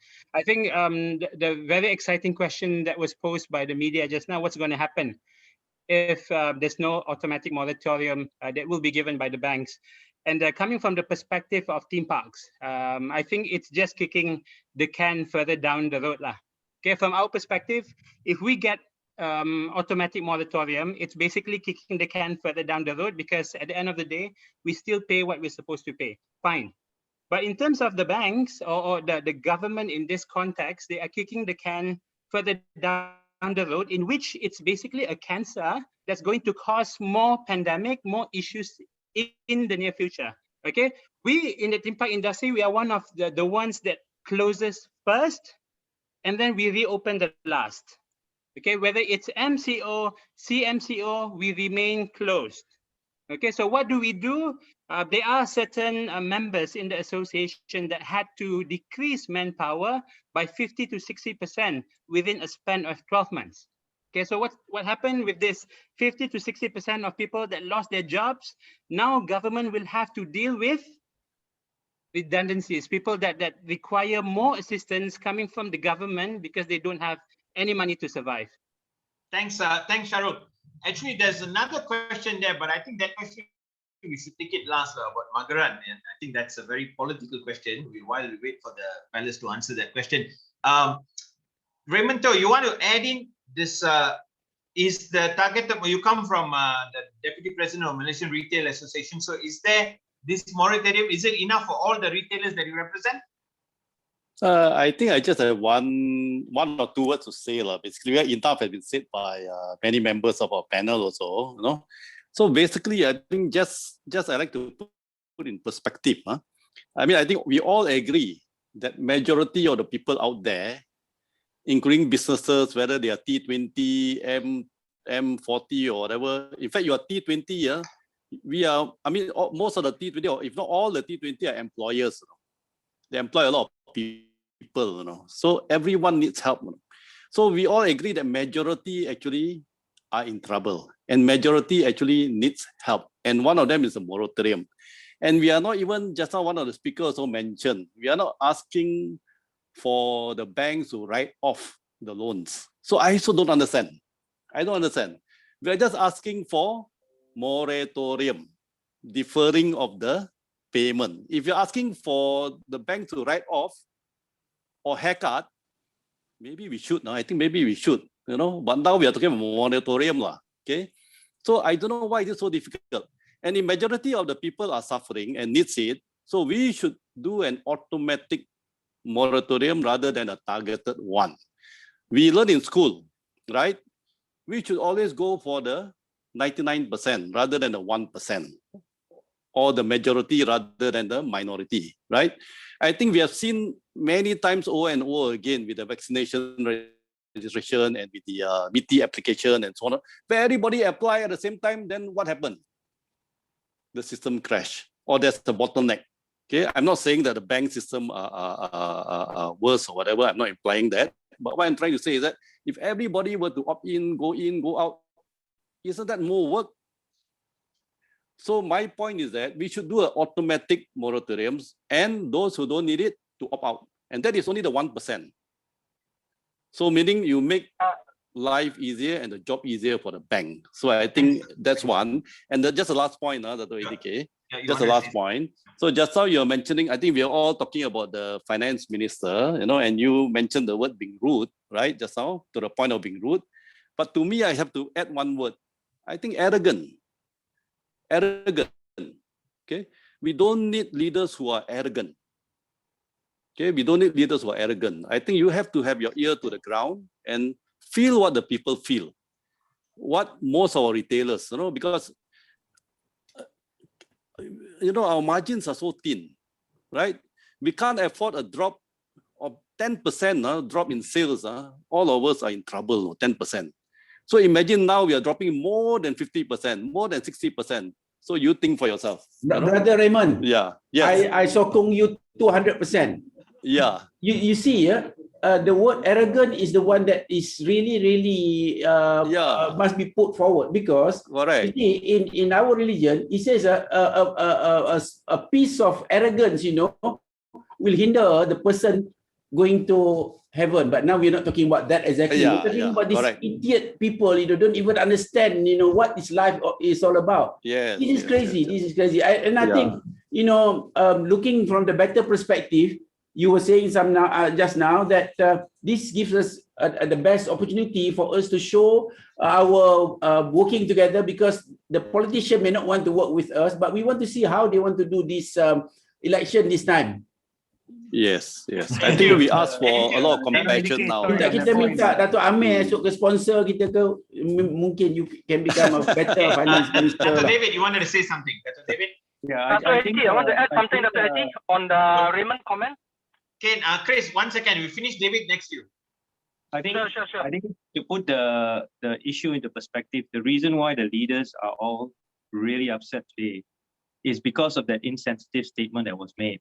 Communication is completely lacking on the part of the government. Now, when people are struggling to put food on the table, to feed their children, and you come out and say, we shouldn't stop the bank from making profit so they can save for a rainy day, it does not resonate well with the people on the ground who are trying to put food on the table for people. In the old days, there's the saying, let them eat cake. We know what happened after that. That's all I'm going to say.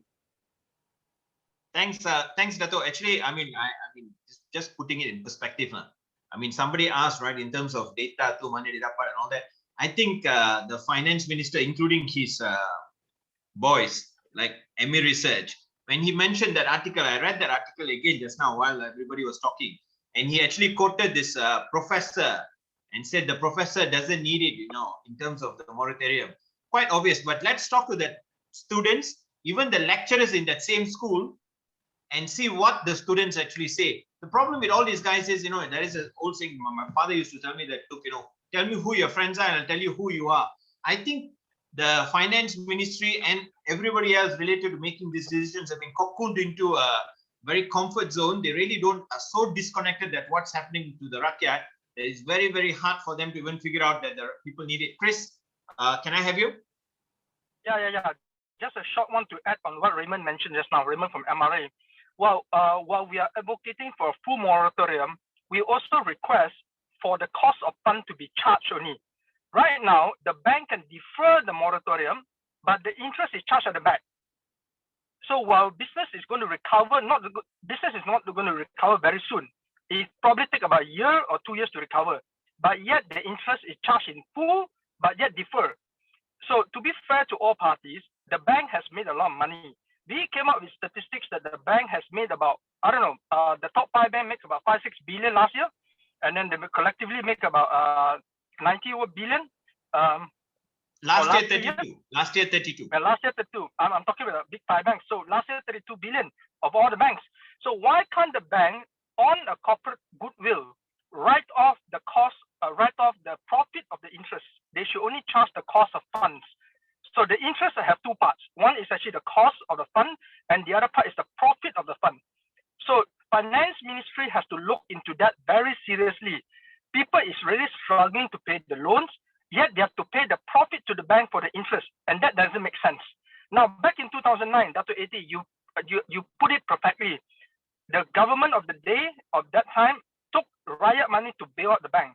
And right now, banks should actually take the money to bail out the riot, or else there won't be any customer left. So it's the cost of fund that's very important that I want to address here. Thank you, Dr. AT.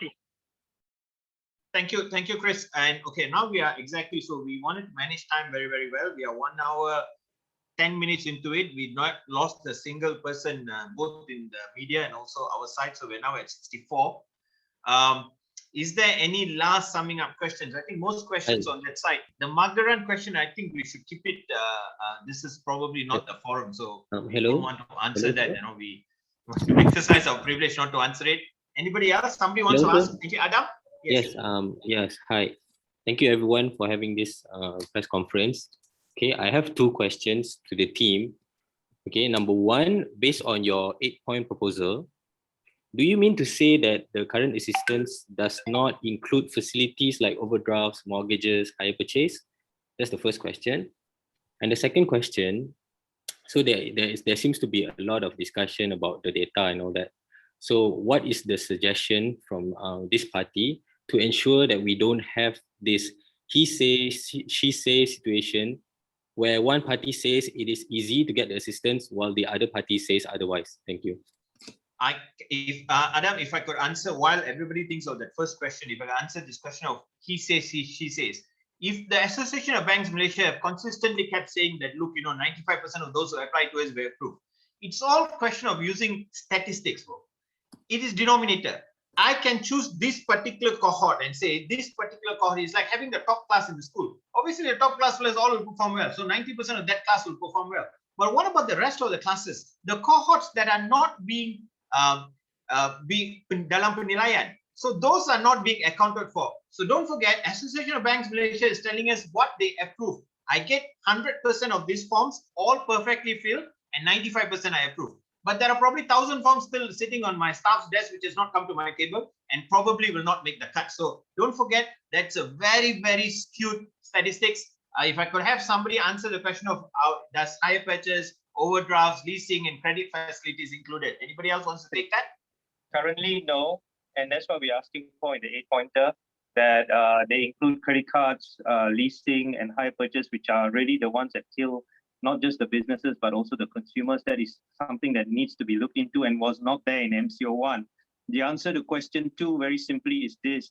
The best way to do or solve that problem is to engage with the businesses, have a dialogue, answer the letters, replies, talk, discuss, take opinion, take constructive criticism, agree to disagree, allow voices, allow ideas, engage, don't be disconnected.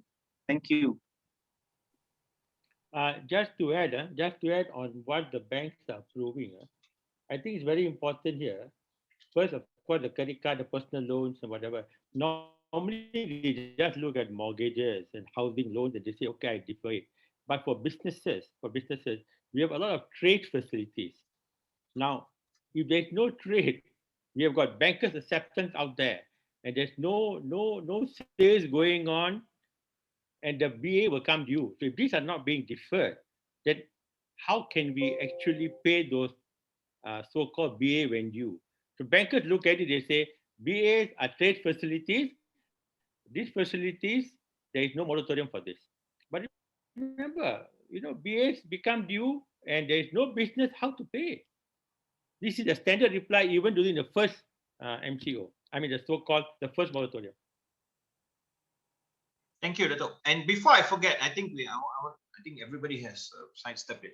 There is a very large petition that we started 1 week ago. We have shared the link once just now. I can share it again. We have crossed cumulatively. That petition alone has crossed 25,000. There's another petition started a day before, but we have decided that we will back up one eventually. So now we are already close to 50,000 in terms of the reach, in terms of this cumulative numbers for this petition, and I think that should be pushed further. Another question from anybody from the press. Just one comment, Dato'. Yes. When this organization, when you're going down to give the memorandum to the Prime Minister, to the Finance Minister or to the Prime Minister, I would suggest that you could also call the ABM, Association of Bank Manager, Association Banks Association, to be also present there together with the Prime Minister of Finance, so we will know actually who is actually blocking the moratorium. We will have a clearer picture. I think that will be a good opportunity to hear from the horse's mouth rather than we becoming messengers passing to A and B. Just a suggestion. That's all. Actually, somebody had asked in the group just now, in terms of whether all this has reached there. So I, in fact, asked the backhand to actually put up that attested copy from PM's office. Dato' David mentioned a lot about why they are not replying, and I think everybody has written to all these guys, but nobody has been replied to. It's like talking to the stone. It's either Mohammed goes to mountain or mountain must come to Mohammed. In this case, nothing is really happening. Yeah. One more question, or anybody wants to add on another point? I think most association reps heads have spoken. Yes, it. I just have to add one thing. I'd like to quote a brother of mine, one of the founders of Untuk. It's like there's a lot of discussion that the banks are owned by government companies, government entities. So therefore, it's the interest of the government to ensure the dividends are high. But one must not forget, at the end of the day, the shareholders of the banks are the government, but the shareholders of the government are the people. So at the end of the day, the government must ensure that they do their fiduciary responsibility to make sure their shareholders are going to be rescued and saved and taken care of in this current pandemic.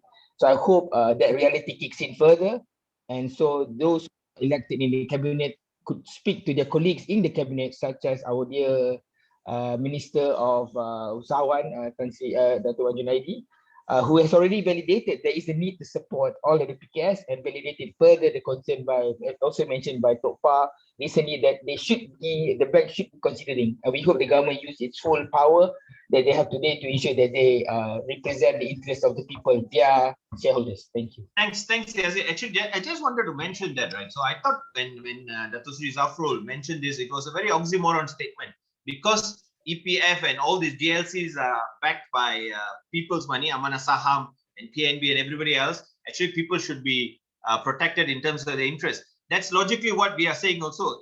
Those people also in distress. That's why when you open up ICNA in KWSP, 78 billion money has been taken out. So the logic is people are in distress. And what's the point of I having a saving in my account, which is not help to me at all? So it's a very oxymoron statement. Yang kita tak masuk akal ni, kenapa Menteri Kewangan tu macam tak kena kepada this, tak peka kepada hal ni? If I may add, Dato'? Sure, Akram, yes, I was waiting for you to speak. Sorry, I'm actually speaking in part on behalf of Armin because he had to step away for a short while. I'm also talking on behalf of GEM today. We would like to respond a bit on the questions around the statistics. How exposed are people? Because we have it on public record, our analysis saying that 7.7 million people took up the moratorium in up to the end of last year. But even this number is actually, we estimate to be quite small, because it never took into account all the other people that are exposed to other loans coming from agencies and also government-related banks, such as, for instance, SME Bank, Bagro Bank. And if you can also include then PT, PTN, Tekun, Amanah Ikhtiar, all these people are now very much exposed. Now, the period of PKP that we saw the last time was on the back of the situation where infections are very low. We are now hitting a peak of extremely high. We're now at infections daily still at around 6,000 a day. Now, our analysis shows that for us to actually bring ourselves down to the level where we are actually at 1,000 infections a day, we are seeing a period of potentially between 3 to 4 months before we actually come to that sort of level of plateau. And that assumes that the MCO that's happening now, which is not a total MCO really, is successful. I mean, there's promising signs now, but even the previous peak took 2 months before it can come down. So now 3 to 4 months. So the reality is we will have worst situation now. We are seeing that it's not difficult to estimate that 10 million people requiring moratoriums is an easy number to estimate at the moment on the basis of the history plus the severity that we were going to see with regards to this lockdown. So I think off the back of that, I think the moratorium is necessary, not just because the numbers have actually gone up, the severity of the problem is actually gone up, but in addition to that, a government has to also be a bit more transparent about how long this PKP will last. Because if it took us so long before, with the peak that we're seeing now and with the situation that we see now, we will have an even longer PKP. Hence the call for the moratorium and hence to link it closely to the vaccinations. Thank you. Thanks, Akram. So if I wouldn't want to take up too much of the time, everybody, today is Friday. It's not that we got anything else to do, but we're all home. So in no specific order, but the order that I see on my screen, which is probably very different from what you are seeing on your screen. Just a very quick sum up, just one word, two word, one line sum up from everybody. So I start at my left-hand corner, Sharul Niza from Matfa. Sharul, you are muted. If you can unmute yourself, yes. Quick one, bro. And nothing else. I think everything's covered. Okay, thank you. Dato' Nazim from Dato' Nazim Johan daripada PPIM, Persatuan Pengguna Islam. I think Dato' has kept his video off. Dato' Maidin? You mean me, is it? Yeah. Oh, nice to be called Dato' Maidin for a change. No, I think just that the banks have a heart. That's it. Right. So actually, that's a very heartless statement that the finance minister has made. Dato' David Gurubada? Menteri-menteri tolong turun padang. Tolong dengar kepada rintihan rakyat. Terima kasih. Akram? I wouldn't want you to say anything political, Akram. I'm wearing a different hat today. So I'd say what do you call it?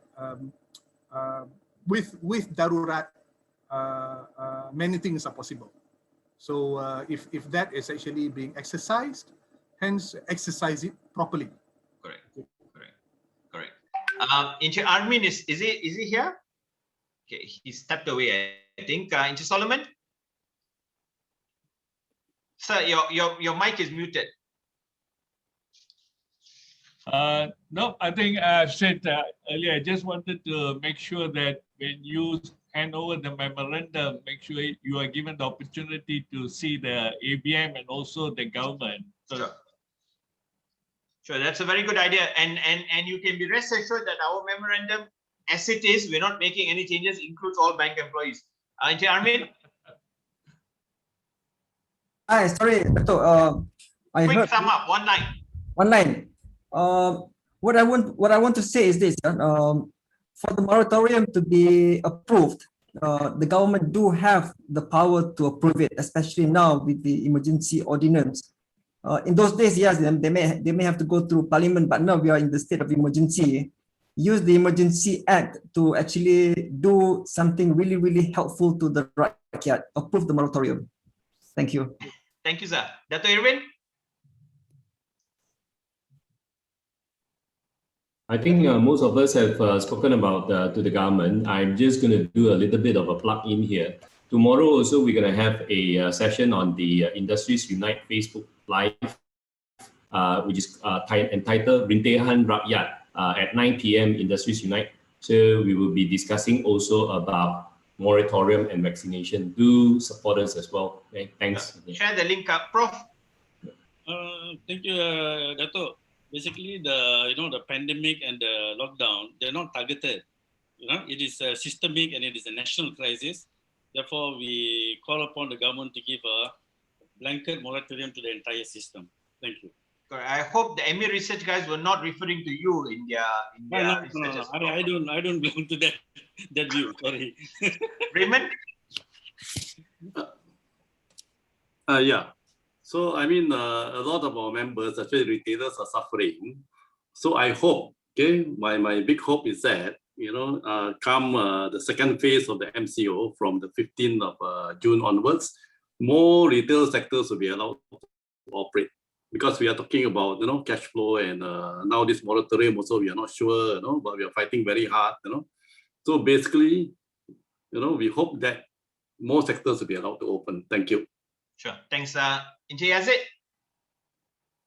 Terima kasih Datuk. Saya ada 3 benda nak cakap. Nombor 1 adalah bagi pihak Dewan Perniagaan dan Majlis Tindakan Ekonomi Melayu, kita berharap kerajaan akan lebih prihatin kepada luahan hati rintihan rakyat hari ini, khususnya dalam Dewan platform ini. Itu nombor 1. Nombor 2, sekiranya kerajaan tidak, saya memohon pada rakyat semua untuk bantu tingkatkan sokongan pada petisyen kami. Jadi rakyat kerajaan dapat melihat, harapnya istana juga dapat melihat betapa ramainya rakyat memerlukan bantuan. Nombor 3, saya bagi pihak MTM dan Dewan, kita akan berjumpa dengan gabungan NGO Melayu Islam malam ini untuk berbincang bagaimanakah lagi cara untuk kita meningkatkan kesedaran dan memberi mesej kepada pihak-pihak yang tertentu untuk melakukan tindakan demi kepentingan rakyat yang sedang berana. Dan sekiranya kena buka juga, kita harap yang patut buka dibuka dulu, yang patut lambat buka seperti kilang-kilang bermasalah ditangguhkan dahulu. Kita tidak ingin penularan kembali semula apabila ekonomi kita cuba nak dibuka dengan penurunan kes. Terima kasih. Terima kasih. Actually, I loved your statement, bro. I think the very clear statement. Jangan polemikkan hal moratorium ni. So that is a very strong statement. That's very, very good. Rizal. Okay. I think as the petition say, that all I want to say is, as the petition say, selamatkan rakyat, bukan bank. Masih. Okay. Alright. So that sums up. I think sebelum kita beredar, I nak Dato' Malik to do one sum up, and I want to do it in Bahasa Malaysia. Is he still there? Right. Okay. And Dato' Malik, one sum up. Before that, terima kasih kepada semua rakan-rakan kita daripada media-media masa. Saya rasa lebih daripada 14 orang dalam sidang media ni pada hari Jumaat petang ni. So silalah wawarkan what is the first time, the one simple thing, right? So again, just for the media friends who joined us, this is the first time I think across all industries, across all sectors, everybody has come together in a single platform. That itself is a big success, not only for the business and people, I think big success for Malaysia. And I think this will probably the way we should move forward in terms of many other national issues. The silver lining, people talk about that, is no light at the end of the tunnel. The readings which I see in the last 2 hours is the king probably will step up and play his rightful role for the rakyat, and I think for that, Daulat Tuanku, Malik, it's all yours before you run out. Okey, lagi sekali saya rasa bersyukurlah dan berterima kasih kepada semua NGO-NGO dan rakan-rakan kita yang ada sesama hari ini. Dan Alhamdulillah, kalau saya tengok daripada grup-grup yang ada dalam ni, kita mewakili lebih daripada 1 juta syarikat, more than 1 million. Dan pandangan saya, benda ni telah membawa kita semua kepada satu arena di mana kerjasama di antara tidak kira bangsa, tidak kira agama dan tidak kira daripada yang company besar ataupun company kecil. So benda ni telah membawa kita untuk semua dengan suatu sebulat suara untuk memohon mendapatkan moratorium blanket dengan 0% interest, dan moratorium yang kami minta ni ialah diperkonsepkan kepada opt-out punya option, bukan opt-in. Dan lagipun kami minta supaya diperlanjutkan sehingga 31 Disember 2021 ataupun bila kita mencapai herd community yang mana datang lebih lambat. So kita akan minta moratorium cara tu. Jadi pandangan saya, kalau kita gagal untuk mendapat perhatian daripada pihak kerajaan, mungkin kita terpaksa pergi untuk minta bantuan daripada pihak istana. kalau kita terpaksa, dan merujuk kepada perbincangan dengan Dato' Toki semalam. Kami rasa kalau last punya effort kami gagal dalam setiap satu cara untuk membantu usahawan-usahawan kat Malaysia ni, cara terakhir ialah mungkin kita akan pergi kepada consumers dan kita semua surat suara akan setuju supaya satu orang pun tidak membayar bank. Kita pakai masa 3 bulan, semua boycott bank. 3 bulan tak ada orang nak bayar bank kerana kami tak mampu. So kami berharap tak payahlah datang kepada situasi di sana sampai ke tahap tu. Itulah yang saya doakan. So lagi sekali saya ucapkan ribuan terima kasih dan juga kepada Shadow Finance Minister kita yang baru dilantik, Datuk Kumar Raja, Shadow Minister Finance kita yang baru. Okay, sekian. Terima kasih. This is where you get me into unnecessary trouble, bro. Why I can't access my online account today. Okay, that was just a joke. The last one was just a joke. Terima kasih kepada semua orang, and we keep the session open if everybody wants to have it like fellowship for a while. But thanks for the media partners anyway, and terima kasih. Have a good weekend. Terima kasih banyaklah kepada media. Okay, everyone. Thank you. Yeah, thank you to the media. Thank you so much, guys. Thank you, everyone. Terima kasih semua for coming. Thank you for joining. Everyone. Thank you, Dato' Bira. Okay. Thank you. Okay. Unfortunately we have another phone call, so we have to leave this one. Okay, Dato'. Thank you, Dato'. Okay. Chris. No, one time in the hospital, one time in the car. What's happening to you? But Dato' ADK, actually was good that we didn't deal with the Magera. I came into the hospital. Chris, you're breaking up. You're breaking up. I was saying that I went to the hospital to do a X-ray scan on my back. My back is very painful. So while I'm doing my scan, I'm listening to all your speeches. Then I have to drive back. So I switch on my video lah. This is what happens. You stay home during MCO and your back is aching. I'm not sure what you're doing at home. Dr. David, you wanted to say something? No, I think it was good that we stuck to the issue of the moratorium and not be dragged into something else called the Mageran. Yeah. I think that was a very important point, so that we didn't lose focus on the trust of today, because that would have been the headline tomorrow rather than the moratorium. Correct. So thank you did a good job there, Dato'. Thanks a lot. No problem. Thank you, Wayne. Thank you so much. 100%. Good job. Everybody good. Thanks, Dato'. Thank you. Thank you. Dato' Malik, your camera Dato' Malik, your camera tu kena jauh sikit. I only see half your face.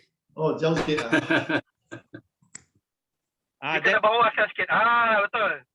Tadi nampak atas pada misai je. Sorry. Anyhow, Dato' AT, I think it's very important for us to continue to pursue not only the moratorium from the bank, but also from the leasing and credit company. Yeah. There is no law governing it. I heard that bus driver is actually committing suicide because they cannot pay their buses loan. And one of my clients, his was in T20, few years back. He has to sell his lorry and machine because he got no money, there's no job. So from T20, he dropped down to B40, my friend. Not only M40, he's selling 2 of his lorry, he's selling his machine, he dropped down to B40, virtually cashless. So these are the things that we need to continue to pursue and address it. There are going to be a lot of suicide cases months to come. And also selling at fire sale prices. Yeah, I think the next thing we should do is focus on what's coming up next. What is the next step if we don't get it or we don't get a response? Then we need to have a plan to plan forward collectively. So maybe the next plan is we can do a yellow movement. Bring all our boys, go to Putrajaya, have a big demonstration down there. Topple the government, how Thailand do it. The press is there, this is just joking. But seriously, there must be something be done. If the riot is going down the street, then the government will listen. Sometimes we do too much press conference, we give them too much space, they're not listening actually. I am against I'm against civil unrest. It affects all businesses. Maybe my personal opinion. I mean, at the end of the day, businesses will suffer. So I think that coming from a business community, I don't think that is something that I personally will advocate. I agree. I think in terms of, as a business committee, we also have to be responsible in our actions because we think a group of people. I have one last comment. Sorry, one last comment. I think what is going to happen probably, the bank will come up with some positive statements, but I think they will not cover what we actually want. So they might say, okay, moratorium or something like that, but not for all businesses. So it will not achieve the final objective that we want. So I think even when they come up, it's not encompassing at least the main one lah. I mean, people might be sensitive, but I feel that people who are being paid the salaries at the moment, if you're getting your full salaries, you should not be in the moratorium group lah. I mean, if you are working in the bank or you're a civil servant, or even like my staff, they're all getting full salaries now. So if they're getting full salaries, they should not be under the moratorium group. To be fair, then the money can be allocated to where it's more deserved, which is actually the businesses, the B40s, and people who are unemployed out there, or the bus lorry driver. I don't agree. I mean, Dato' 80, you say you will include the new people because they are working and they're getting salaries. Why you want to give them moratorium? I think it's really sorry, I think you handled it very well, Dato' 80K. I think you moderated extremely well under the circumstances. You gave everyone a chance to speak. But coming back to what I was saying in terms of where to move from here, I think that we've already written to the PM, right? And if we don't get a response, I think that's something we need to push for, and we need to get some action. And if we don't, then very quickly we must already mobilize to go to the palace or get something to the palace. I think we should already start strategizing that, and while the iron is hot, because if we don't get any response over the next couple of days, then we'll look like a lame duck. So I just think that maybe we should sit down and brainstorm on the next course of action. Dato' 80, can you reply my question? Because I'm not agreeing on the principle. If somebody can explain the principle, maybe I don't understand it. No, Dato', agree. Actually, that statement of those who are not affected at all by the pandemic, in terms of they are insulated from the pandemic, for example. I mean, if you say that the bank employees, or even to the matter, even the government servants to a large extent, who have never been really scratched a bit. But if you see that Solomon that time, he's like, okay, how I didn't want the media to pick up some sort of a disconnect between us, and then that would have been a little bit more. I hope the media is still not there. I think some media could still be here. You better cancel the media. You better check first. You better check. No, I think it is fair that we ask for moratorium, but I think we also need to be practical, not trying to single out the new, or for example, all the civil service, which is of course very sensitive. But I think everybody who's been employed and getting the same salaries, if they are paid, a lot of people are still employed and they are having their salary cut. So of course, when you get your salary cut 30%, 20%, and all that, I think it's only fair. They should be given a moratorium. But if you are working at Nestle, for example, and they're making more money than ever, and the employees are getting paid, right? Then they should not be given moratorium. I mean, I think that is a fair statement. But can I add something, Dr. Vida and everyone else? Then we are coming back to again the targeted moratorium, because how do you identify? I think it's very difficult. Agree. Like for example, this is the same like the essential, non-essential. When you say essential, so who is non-essential? Who is essential? So very difficult. So I think even to ask for something, it has to be all or nothing. Okay? Then that's why we have to opt out. Yeah, but because you start singling out people, then very difficult. Other people start. Raymond, the way I rationalize this, Raymond, seriously, I really don't mind if the moratorium is given to the, say, example, the civil service, or even the people who are getting full salaries. In the business sense of the word, that money, the civil servant or the bank employee get that money, they will spend in the economy. Correct. On that, because there's billions of dollars. Yeah, it comes back to the economy. Then they don't have anything to worry, and people spend.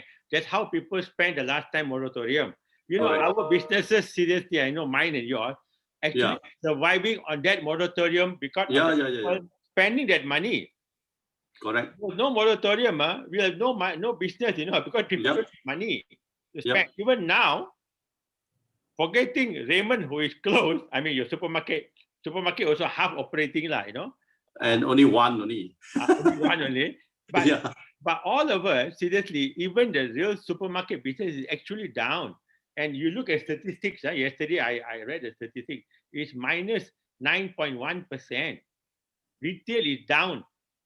Yeah. You see, during the better times, not during now, And we expect that this quarter, the retail will be down by 25% or more in combination. Not talking about department store. Department store, 90% gone. Even worse. If you want to single out, e-commerce, e-commerce very small part of business. Very small. I think one more thing. I mean, since we are talking among friends, we must.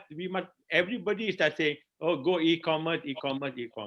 People forget that e-commerce is a very small part of very small part in any country. Korean, the most developed e-commerce, only 20% of their business is e-commerce. That is Korea. Our business is nothing. And then even you allow takeaway for F&B, my mama father there is only doing 15% business and giving away all takeaway. And F&B operators, many say the same thing. It's 15, maximum 20% of the business, not counting the 30% they have to give to Grab. To Grab or Food Panda, yeah. Yeah, actually, that is something we should take up also in terms of Grab. But I can tell you from a legal perspective, the number of calls I get a day for people asking for solution where they want to sue to recover whatever rent or whatever, because people have no money to pay. It's a lot and it's growing higher. And most of the time I tell them, look, you can't because of this or that, because of the thresholds imposed by COVID Act and amendments to various other laws because of the COVID Act and things like that. But once this thing subsides and they lift that act, it's going to be a free for all, that's really, and so that is why, I mean, you see, I have no skin in the game, to be fair, I mean, my legal practice is fine. It's okay. I don't, I'm not affected. But what I'm worried about is for the people, because the moment this thing is lifted, you're going to, it's going to be crazier. That is when people will really feel pressure. When the banks go after you, when your landlord go after you, when your car gets repossessed, There's one landlord, Temasek, Singapore. I'm renting a building from them. I asked for rental deduction. I write to Temasek, their lawyers reply, no deduction, you pay or you move out. Temasek, I just how had much one money Temasek got, No, I just had one. They recalled BG. Deposit BG, Temasek did that, huge for a warehouse. So, and we have to fight to say you can't do that under COVID Act. They don't care. Because, as you know, Dato, Malik, most of it is on demand BG. They demand, the bank have to release, bank guarantees and things like that. So the dynamics of this whole situation is multifaceted and there are many issues. And that's why the moratorium is important to keep people, as you say, Dato, the cash flow going and people able to meet their commitments, because the issues beyond just the issues are beyond just repaying loans. A lot of chain reaction will happen. I agree with you.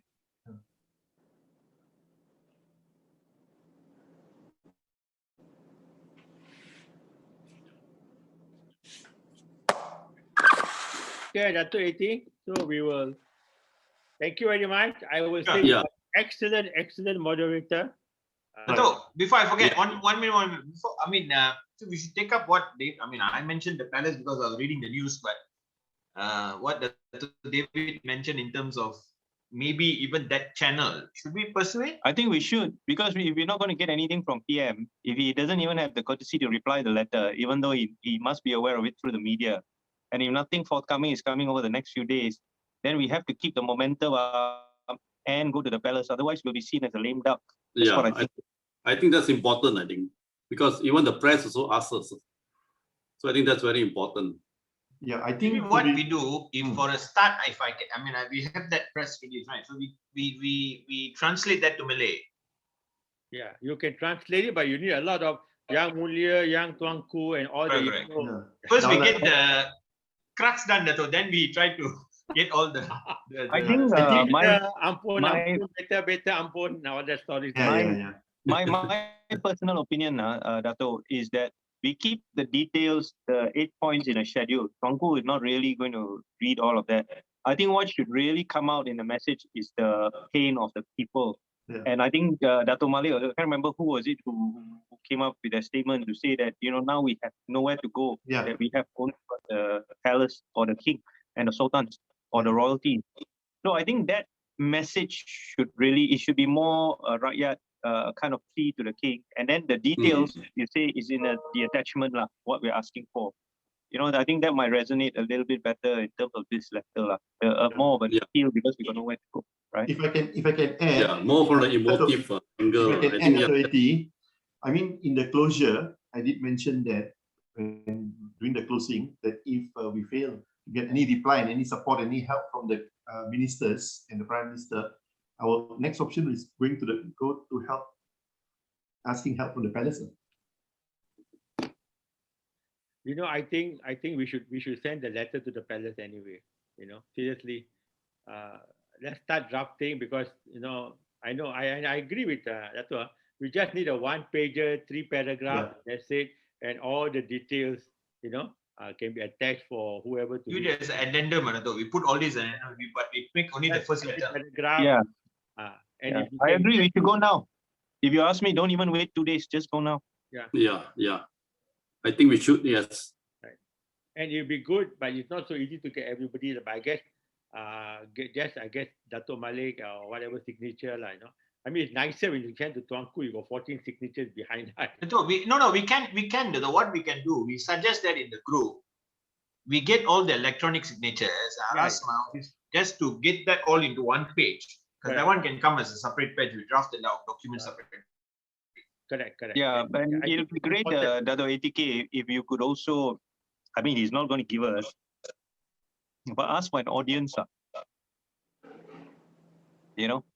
I have access to the pengelola quite well. I know the guy quite well, Dato' Fadil. I can speak to him, but getting access to the Agong, I'm not sure, but I can ask. He's the main guy. We can ask, I mean, invite like how they always invite a few of the key people, just for an audience.